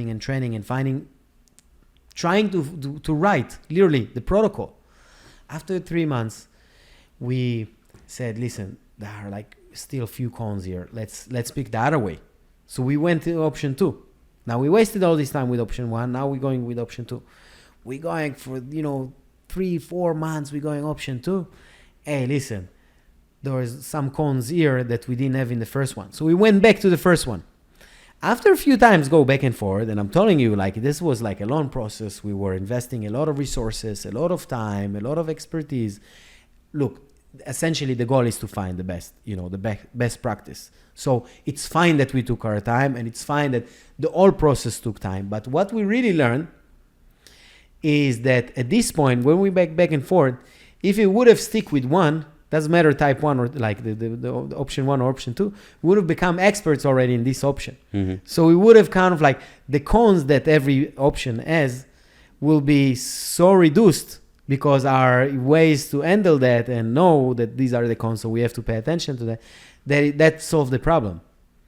And so many times in our life, we saying which decision we have to make, and should we do this and should we do that. The truth of the matter is sometimes there is no right or wrong. You can do either way.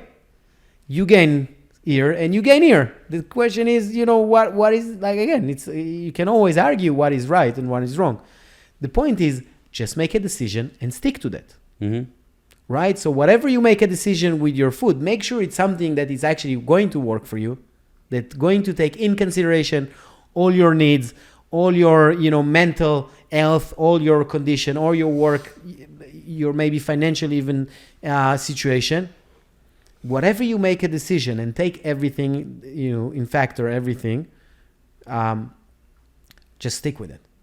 Because if you're going to stick with your decision, more probably you will be successful with that decision. So that was very good lesson for, Super. It's so true. Yeah, just the consistency of it, just actually sticking to the plan. Yeah. Right. There's, this 5 monkey hanging on a tree. Won't say story, but kind of like moral. So 5 monkeys hanging on a tree. One decided to jump. How many you have? 4. 5. He just decided. He didn't jump. Oh. Every person makes this mistake, Everybody makes a including mistake. myself, because this is how I heard about it. You think decided to jump, he jumped. You don't. Okay. Right? Yeah, You understand? yeah, So okay. I think it's important moral to just decide yes, you have to be, thoughtful about the process and the long term and the short term and your situation and taking, decision making we talked about earlier today, taking consideration people that close to you, your gut feeling. But whatever you decide, just do it. Don't just decide. Really do it. That's half the battle. A lot of there are things we're saying that people have heard already. It's just sometimes people need to hear them a lot before it actually resonates. Just half the battle is doing it, right? The other half of the battle is doing it consistently over a long period of time and doing it well. But the first battle is actually getting off your ass and doing it.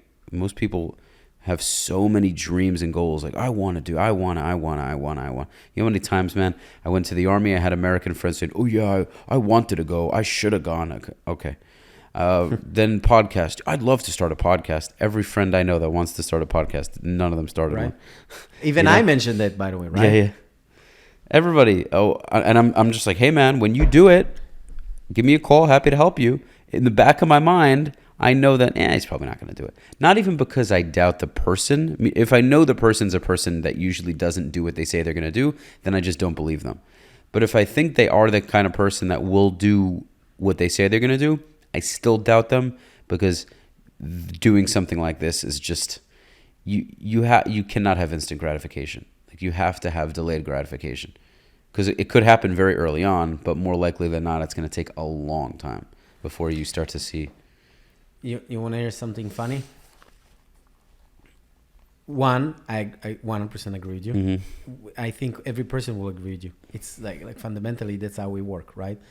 And I try to think what is the biggest difference between Israelis and Americans, which is, interesting because, right, I live in America. I was born and raised in Israel.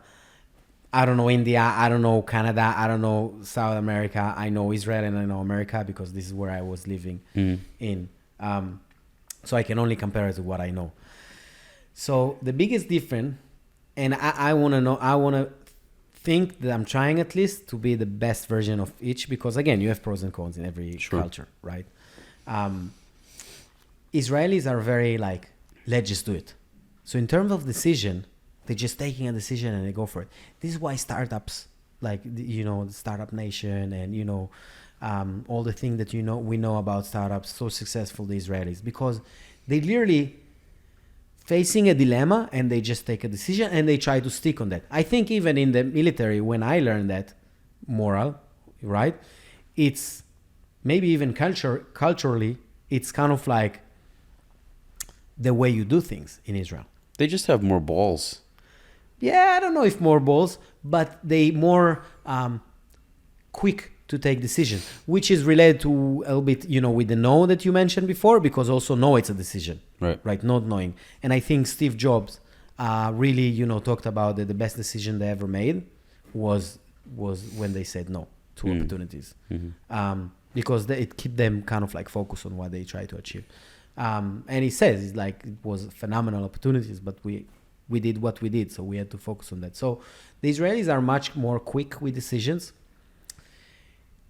The Americans are much more process oriented. So with choosing quick, the cons is also you kind of like play it by the ear, but you don't have like the full plan. You're saying they do a lot more preparation. Right. So when you look at the Americans, you do a lot of preparation. You kind of like trying to find the procedure. You lose very valuable time, and sometimes you don't even pull the trigger, right? So that the Israelis analysis paralysis. Right. The Israelis are just jumping the gun. Right. And the American are not pulling the trigger, although everything is like the stage is set already, maybe, right? Or they made it a little bit more. So I think there are different, stages to a business that we all have to recognize. And by the way, even stages to our personal development. But when you're taking that, like the businesses, is stage one is the startup stage, right? You have to make quick decisions. You need to work those extra hours. You need to do what you need to do to win. Then you have established business, where you are in a state where it's not just to move fast. You also have to build it right? Because in the beginning, everybody do everything. You can do to investor. You can do a presentation. Then day after, you're going to clean the office, right? Because you don't have money for a cleaner for the office, right? So you do everything from everything, and that's the state, and it's fine. And Israelis, by the way, are super good in this state, very good. With established business is like you have to create a frame around everything you do. And the final state of a business is corporated, right? Where you have a lot of bureaucracy, but everything is very clear. Mm-hmm. And very there is a format. You have to stick with the format. That's how you do it. And the Israelis are very bad with the corporated one, but the Americans are very good in that. This is why the biggest corporation in the world are in the US. It's fit the culture. So I think we all need to have a little bit from both. That's the biggest difference I could find from American to Israelis. Please, disagree. I think it makes a lot of sense. I think actually a lot of the American Jews that moved to Israel created that structure, a lot of that structure. I think so, because in general, American Jews do things more by the book. They do things more they're more straight-lined, and Israelis are more like, all right, how can we figure this out? And sometimes that's good, and sometimes that's bad. Sometimes they do that in a way where it's not kosher or it's not right, and sometimes they just do it with an outside-the-box thinking like, the straight line works, but maybe I can do this more efficiently for less money in a smarter way. And so they're more, they find as we say, kombinot, right? A way to just kind of get around things, but not in an unethical way necessarily. But there are those that do it unethically. And this personal trait also can be a downfall when you have a lot of people, because if every person from your team, when you have 100 people in the company or more, start to do those, cut the corners. I don't think that's a good rule of thumb for most things. I think when I say cut corners, I mean to just kind of think of doing things differently. So, take massive TV screens. TVs used to be these huge things, right? So a way of doing that is thinking, how can we make this thing smaller, more compact, lighter, better quality that's smaller, like better in every single way. How do we do that? But over the long haul, you still have to keep the quality. So you have to still treat it as well as you did that massive TV. So that's what I'm saying. 100%. And I think as, I found myself come from like the Israeli mentality to the American mentality. Obviously, I had a lot of work to do. I think in my nature, I feel much more comfortable, although I'm not American in a lot of sense, because I grew up in Israel, but it fits my personality better, the American culture, than even the Israeli culture. But I'm saying, put yourself aside, just take the best out of two worlds. So then I was trying to think about what things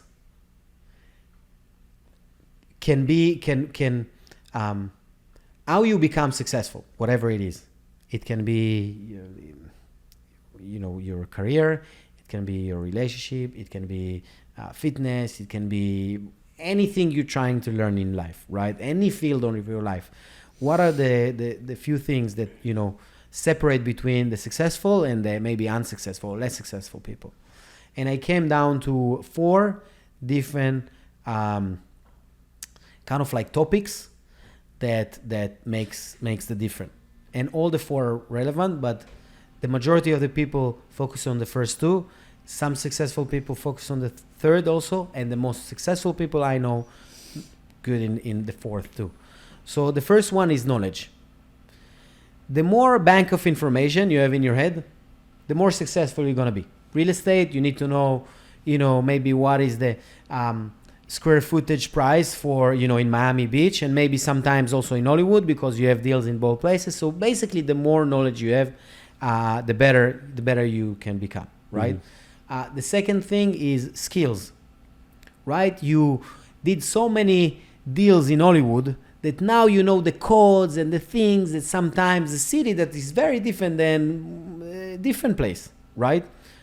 So skills, the more you do that, the more it becomes better. Then you have also, besides knowledge and skills, you have wisdom. Wisdom comes in handy, and this is the more successful people are using, is to abstract the more useful and unuseless kind of like information that you know. So for example, again, let's say someone tells you, an information that you're saying, this is irrelevant for this, about pools, but the property that you're trying to sell, they don't have pool. So maybe it's irrelevant. You see what I mean? But maybe you are in a condo and it's important for them to use an information that you know about condos and so forth. So wisdom is kind of like be able to navigate between the useful information and also use it and pass it along, right? Because when you're trying to teach me about real estate and you teach me something that it's like the nitty gritty of things, man, I don't know anything about real estate. Why are you starting with this unuseful? Start with the basics. Start with basics, right? So you use the useful information. Then the last thing and the most important thing, in my opinion, that I'm focusing a lot is the intelligence of things.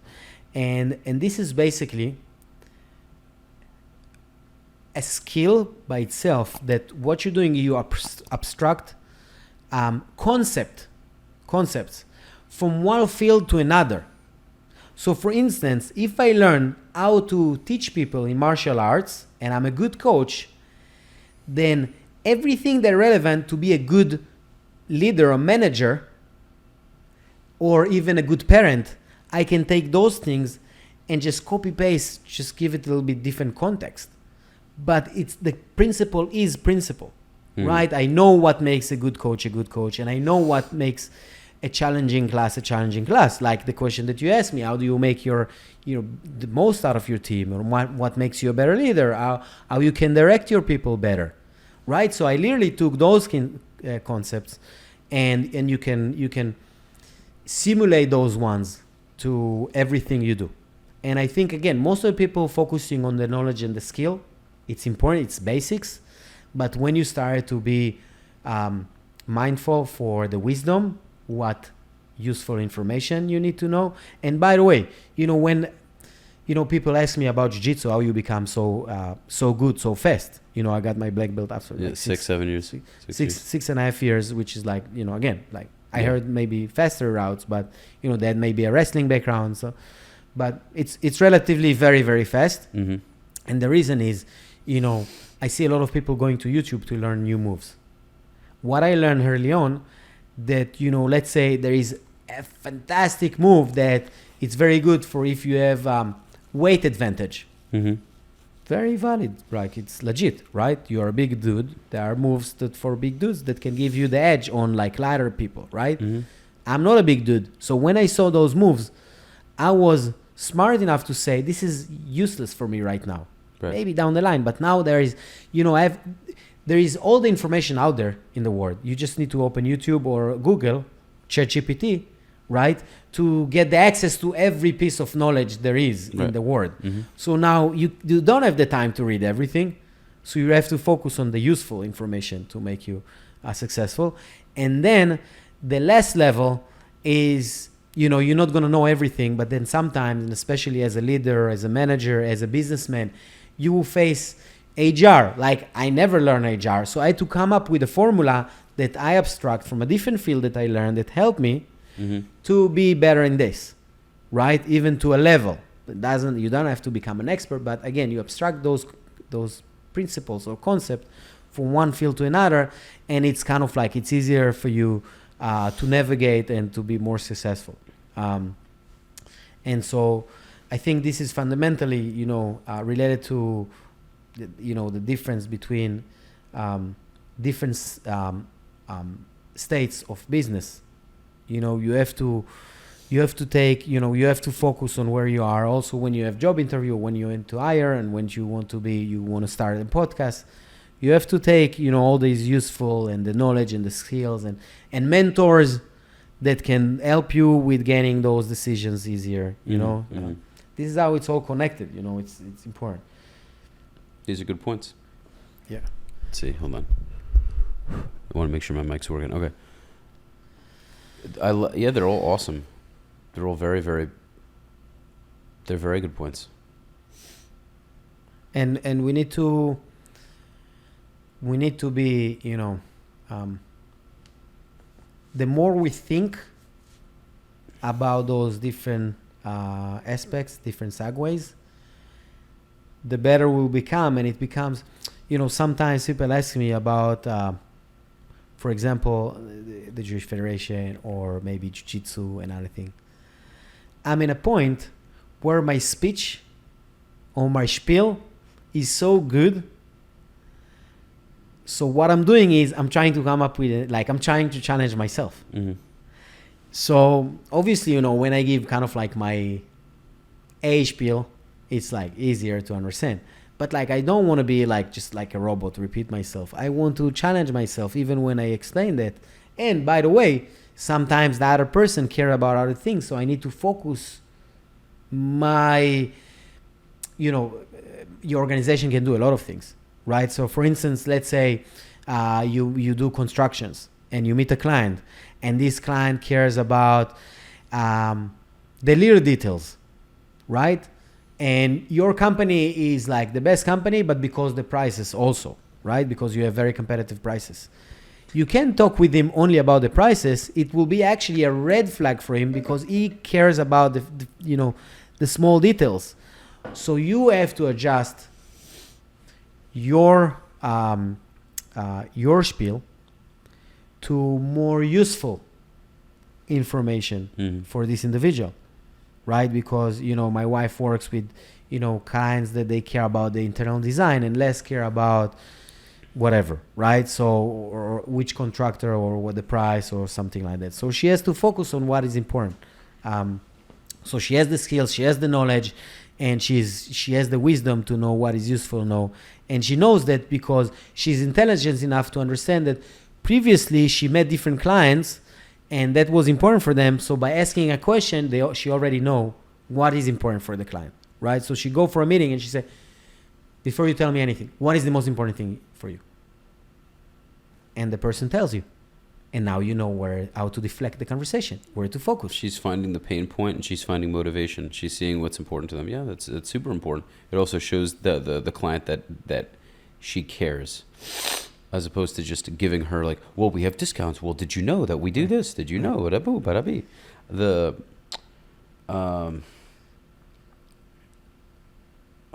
was gonna make a point, but go on. What else? What's next on your? So I have something, we all have like busy days. We all have, our package. We all have our problems. We all have our kind of like, and life is very dynamic. Sometimes, your days, you can have the best week and then the most terrible week, right? Mm-hmm. Life is very dynamic. And I find to myself kind of like a format where I, whatever day I have, it kind of like keeps me in the box that I want to stay. I mean, not because I don't want to expand, but keep me in check, right? So we all consume social media. I'm trying to as less as possible, which I made like a significant improvement with that for myself. Like I used to, like now my Instagram and Facebook and all the social media are kind of like on the last page on my cell phone. So to get there, I really need to You can also turn off the notifications. That's true. I need to do that. Yeah. That's a good tip. I will do that. Thank you. I didn't think about it. Truth is, so I never use TikTok. I don't use have it. TikTok. Yeah, don't. It's stupid. I don't go on it. I just have it for posting my short videos. But I want to never use it. I just eventually I'm gonna have somebody. Well, I've had my editor do it, so he'll post the videos. Quite frankly, man, I don't give a shit to go on any of my platforms. If I had somebody to take care of it, to be on top of it. Yeah, I agree. So look, this is if I do consume. This is what I'm trying to consume at least for myself. This is kind of like a must do in a day. Not necessarily via social media, but since we all kind of like use it, so I kind of like define. If you use it, at least get that, right? So I subscribe to things that. So one thing, I have to see like some kindness movie. You know those guys that there's this famous video when a guy just went in Manhattan to like an homeless that had like 2 burritos in his head in his hands, and he was like grabbing one of them, and then he came to him and he asked him, can I have the second one? And he's like looking at him, never saw this person before, looking at him, and he's like, sure, take it. And he's an homeless, so it's like he was waiting to eat this, Right. but he gave the other guy, and it was just like a social experiment, and and the other guy was eating next to him, say thank you, and gave him $500. And you see the guy, listen, like this is Homeless. He doesn't have anything. Yeah. heart sharing to think about this how significant it was for this guy that was giving him this burrito. And like I have to see those movies that kind of like keep me thankful for what we have. Listen, we all ambitious, we all want more, we want those more zeros in the bank account, we want to be more successful, we want to sell more real estate, we want to do more, we want to invest more, wife, more kids, whatever. Did you say more wife? You want to have more wives? No, sorry, you understand what more with your wives. Sorry, I don't want more wives. It's a good thing this is late in I'm the married episode. to an Israeli, just to make it clear, and it's more than enough. Trust me.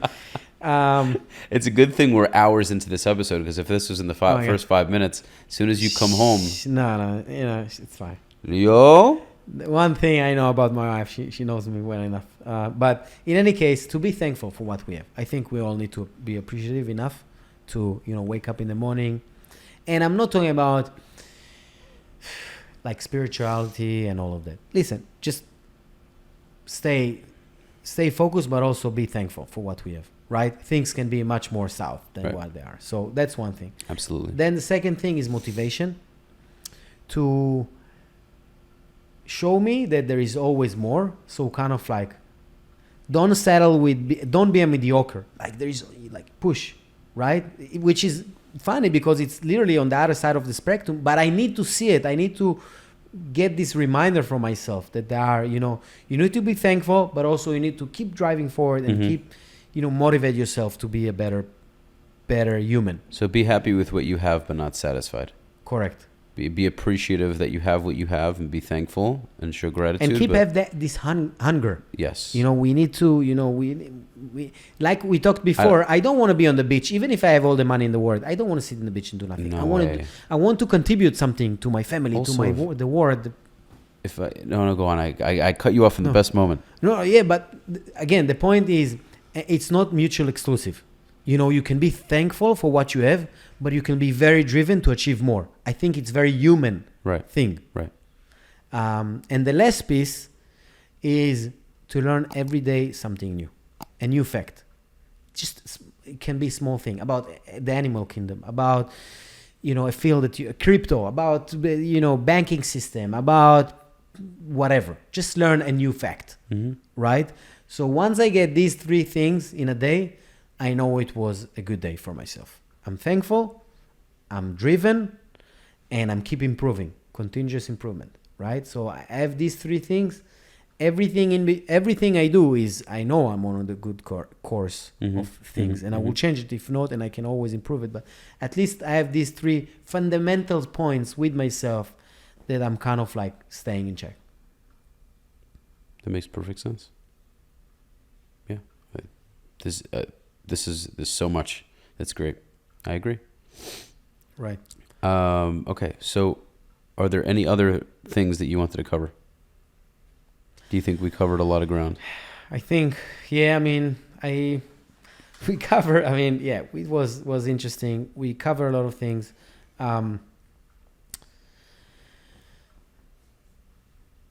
If we need to wrap it up, I will say, again, maybe you have, a question, but I will say, try to have the best of all the worlds in terms of like when you're looking at yourself. Be spontaneous enough, but also be thoughtful enough, right? And there are ways to do that. It's not, you don't need to invent the wheel. You just need to be, I will say, like I told my friend from Netflix that I told you, you just need to be aware to those things. Mm-hmm. How to manage yourself, how to work with your team, and how to manage your team. How you do any of them, it's something else. But you have to be aware to where you're at, right? Because that will build you in the understanding and the discipline level that you need to move forward. 100%. Yeah, everything you're saying is phenomenal. It's awesome. No, I've responded a lot throughout the episode and given my kind of addition on it, or I've expounded on what you've said. I mean, there's nothing that you've said. Whoever listened to us, the biggest tip I can tell, and this is, I'm still same person as I was 20 years old. Mm-hmm. The biggest difference that I had is this network that I built. I'm telling you, my network worth much more than myself, right? Which create me, right? Right. But the environment that you are next to, artificially, even try to find those people that can inspire you, can teach you, can be a role model for you. I'm telling you, I have so many names in my head right now as we speak that like I'm thankful for. Right. And it's not the quantity or the intensity of the times I'm speaking with them or spoke with them or met them, but more like the quality time I had. This 45 minutes I had with this guy that I told you about, the private equity guy, Mm-hmm. is like equal to few weeks of myself sitting with myself and thinking how I can make better. I can make myself better all my life, right? Yeah. So I think network, have these key people in every field, have a friend, lawyer, have this a guy that if you need security for an event, you can help.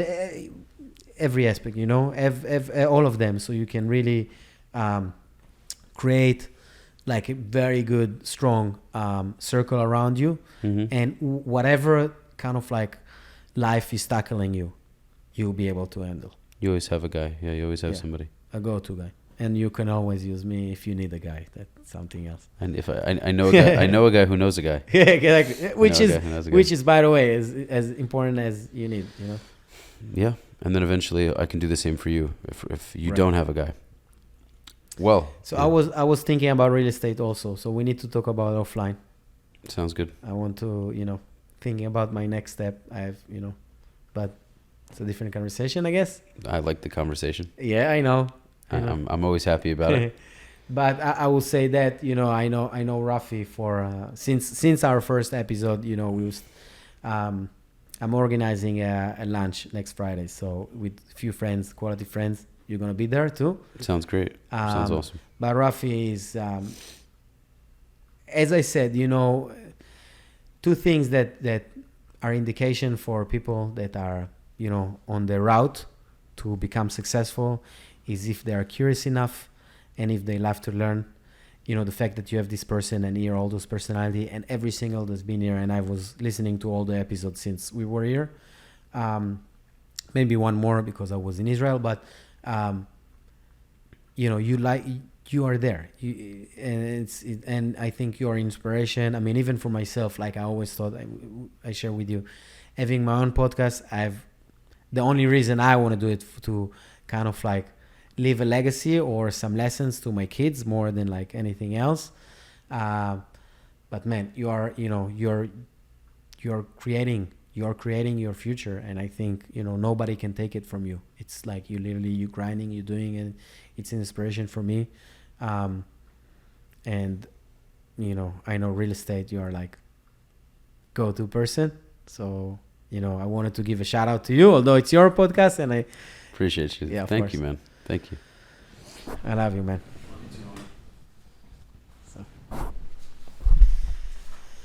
The life, my friends. The life. All right. Well, we didn't finish it yet. We gotta still say. Yeah, we All still right. gotta close out. Go ahead, There's the intro and the outro, my friend.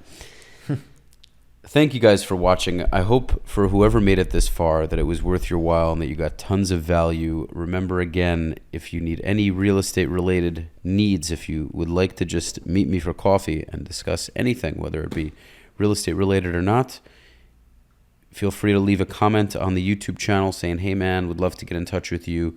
You can follow me on Instagram and send me a DM at Rafi, the Realtor. All right. And if you'd like to reach out to Leo for any reason, whatever the case may be, if you want him to kick your ass in military training, or you want him to teach you any form of jiu-jitsu, if you have any business, you're starting a business and you want some advice, whatever the case is, let me know if you'd like to reach out to him, and we can definitely set something up for the price of $100,000 per hour. The low cost, he can be of assistance. So, guys, subscribe, like, and share. I hope you check out some of my other videos. If you haven't seen our initial episode, definitely make sure to check out the first episode we did together. If you just put in IDF Navy SEAL, you'll see it. Or if you scroll down from my most recent video, it's only a couple of episodes prior to that episode. Thank you so much for coming. Love you, bro. Thank you. You're the man. Love you too, Amazing. homie.